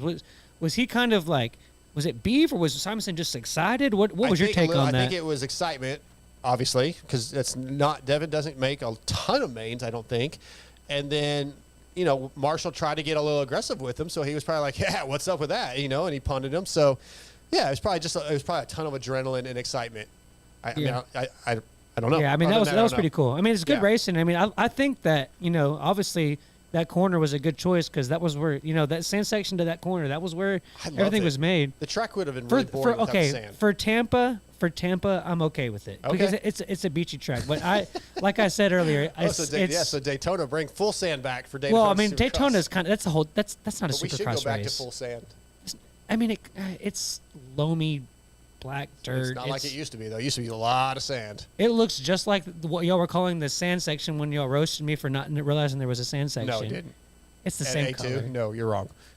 Usually, but it's okay. Get a grip, and by get a grip, I mean get a Guts Racing gripper seat cover, and get it in teal because they are now available. Teal's my favorite color. Yes, that'd look good, wouldn't it? Yes, it would look good sitting in my garage. As I said, for 2023, Guts Racing has added Kawasaki to their complete seat lineup, as well as the color teal to the gripper material. Also new for 2023 for all you e-bike users, they have complete seats for the Teleria, the Super 73, Segway, and Sur-Ron. And they have options for the Honda, KTM, and Husky 3 electric bikes. Visit gutsracing.com and get the same seats that Ken Roxon and Malcolm Stewart use. Gutsracing.com. Again, real quick, Freestone Supercross track will be open for free for privateers leading up to Arlington. Email us, motoxpodshow@gmail.com if you have questions, comments, anything you want us to talk about on the show. That'd be a lot of fun. We can make that a segment if we start getting some. And we have a Moto X-Pod Show Pulp MX Fantasy League. I keep forgetting to bring that up. Go in there and search out Moto X-Pod Show. That's Moto X-Pod is all one word, MOTOXPOD show. Get in our league. Unless you're better than me, then don't. You have to look and see how many points I have. If you're ahead of me, you cannot join. So, I think that's fair? Yeah, you don't even play, so you don't care. Well, as soon as I don't have to work Saturday nights anymore, I'll be on there, I promise. Couple more topics. This one, we actually, if you're watching on YouTube, we have some pictures for. Yes. So, you wanted to kind of talk about bike setup, like the kits and rate my ride. Yeah. Yeah. What would you say? Rate my ride. That's a kind of hard thing to do every single week because the bikes don't change much. But for the military appreciation race, there was some really, really cool gear, some really, really cool graphics kits, and there were some that I did not like at all. So it's your idea for this topic, so give me what your thoughts are right off the bat, and then I'll give you mine. I thought that the HRC Honda bikes, that to me, like it didn't look black. Yeah, it didn't look horrible, but to me, when I saw it, you know what I thought of? I thought of the. You remember the scene in the Charlie's Angels they did with Cameron Diaz and that? I've never watched that. You've never seen that? Okay, No, well there's a scene where they're all like, it's like they're doing this motocross race and they're like in this construction thing, and it's like the guy who did Asterix was the you know he's stuntman for it. Yeah, so Castillo, yeah. yes. So to me, it looked like one of the bikes that was in that race, but I mean, like it didn't look horrible. Black with a red stripe. Yeah, it kind of, you know, they did that a long time. You remember when when Honda would do the movie trailers on like the movie would be coming out, and they would do it on the graphics. They did like a Scorpion King bike. Okay. They did Jurassic Park. It kind of looks like Carmichael's Scorpion King bike they did a long time ago. I like Club MX's. There was the desert camo. I love the way that bike looked. I thought it was really cool. I really, really like the Alpine Stars Blue Angel gear, the blue with the yellow. Mm-hmm. I like that. I would wear that. The Blue Angel gear is sweet. Yeah, I thought it was really good. I did not like the black Hondas. Now, I know a lot of people didn't like the white Hondas earlier in the year. I did like the white. I still like the ones that Dino and Ansi were on for their team, for Firepower. I like the white. I did not like the black, man. It just didn't do it for me. But, yeah, a lot of teams, Team Solitaire, I think they had like a 9/11 theme imposed in the graphics. I can't remember all of them, but there's some really cool stuff. I didn't really like it. I love new kits. I like seeing these LE stuff. Fly had their stealth gear out, which I thought it looked cool. It was like a gray and white, but I don't think you know that it's military appreciation unless they just tell you. Like, it wasn't anything like, oh, I get it. There was a couple others I'm trying to remember that I didn't. Oh, the Fox stuff that was like purple and yellow, and I didn't get that. Like, what? Maybe that wasn't even military appreciation. Maybe it was just an LE, but I did not like that gear at all. Yeah, I wasn't wild about J Marts either. I normally usually the Club Yamaha is like they were in the FXR stuff, which is our sponsor. So way to go. Well, I was talking about the it wasn't really the gear. I was talking about the bike itself. Oh, see, that's the one I like the best. Really? Yeah, that's I thought it was weird looking to me, to be honest. That was like the desert sandish color camo, right? Well, and like I was saying is the Club MX bikes are usually one of my favorites. Yeah. I think I like the blue and the white. So I guess maybe that's why, because I like the blue and white so much. I thought that the yellow was. I've always thought the yellow Yamahas is. It's never really been my thing. The yellow and black, like the old school. Yeah, the Hurricane ones and all that stuff. I like it a little bit, but I don't think that I would want one that color. And it doesn't seem like KTM really changes theirs as much. The gear they do with the gear, but not the bike kind of. Minimal stuff. Some of those bikes, I think, like Husky. Had that little. They had camo, like a little strip of camo. Minimal stuff. I mean, I'm sure there's some sponsor stuff that's they're kind of. Restrained from doing some things, but some of the stuff is really cool. I would love to have some of that blue and yellow Alpine Star gear. I think my favorite, and I guess it was probably when you zoomed into it, I'm sure it was more military appreciation. It didn't look it so much from the camera, but I thought my favorite, I guess my winner of this Rate My Ride is probably Savachi's Rick Ware's bike. That was cool. Yeah, I think there's pictures of it. Yeah, it's on going on YouTube right now. That was his stuff looked cool, and I didn't realize until I saw the pictures that he had done anything, because not a lot of TV time. Well, he got some time in that LCQ. Yeah, a little bit, but not where you could see the bike. Yeah. So I didn't realize what they had done. But yeah, I think it's cool when they do something special like that. Just like the St. Jude's, when they usually have, like, the kids at St. Jude's will design some graphics and they go on the bikes. I think that stuff's really neat. I like seeing something different. Even with the Hondas that I don't like, it's still cool that they try something different for a special event. So, and supporting our military, that was great. I'm glad they moved it to Tampa, just because there is a large military presence there. So to San Diego's great, but to do it in another place was cool. So maybe some other military people that are in the East Coast can go enjoy that. And as far as gear goes, the Blue Angel gear, I saw the Blue Angel was when I was like 9, and so like, I did too. Yeah, I was a big fan. I had like toy, like oh Hot Wheels yeah, I did too. diecast Blue Angels. We would always go to Florida, and we would always go to the Air Museum. Yeah, I thought that was very so cool to me. So yeah, if anybody's listening from Alpenstar, I'd like to have a set of that. I didn't realize that the pro circuit had when the lady that they had on the old bomber. Yeah, the bombers sitting on a bomb. Yeah. I didn't realize it had it on there. Yeah, that's cool. what I'm saying. A lot of people wouldn't notice that because you can't see it on. That's TV. why you go to the pits. I guess. So yeah, go to like Pit Bits. I'm sure we have some stuff on Pit Bits on Vital MX, so you can see a lot of those graphics because our guys Octopi Media took a lot of photos of the bike. So check out Vital MX. I'm sure there's some stuff up there. I had heard that Justin Cooper was only running a limited 450 schedule. I heard he was not racing Oakland. Michael Lindsay told me, the team had said he's not racing Oakland, but I texted Justin today, and he says he is racing Oakland. Okay, because that was I'm glad that happened because that was kind of one of my topics today but first question is I'm assuming Ferrandis is not ready yet. I have heard he's trying to come back for this weekend. He is trying to come back this weekend. Yeah, I should have texted him. Let me text him right now. Maybe I'll get an answer beforehand, but it's kind of late. I'm not going to text him this late. Under the concept that Ferrandis is not coming back this weekend, which I probably, the injury that he had, don't know the full severity of it. I would say, at this point, let's get better rather than coming out and hurting yourself. Take another week.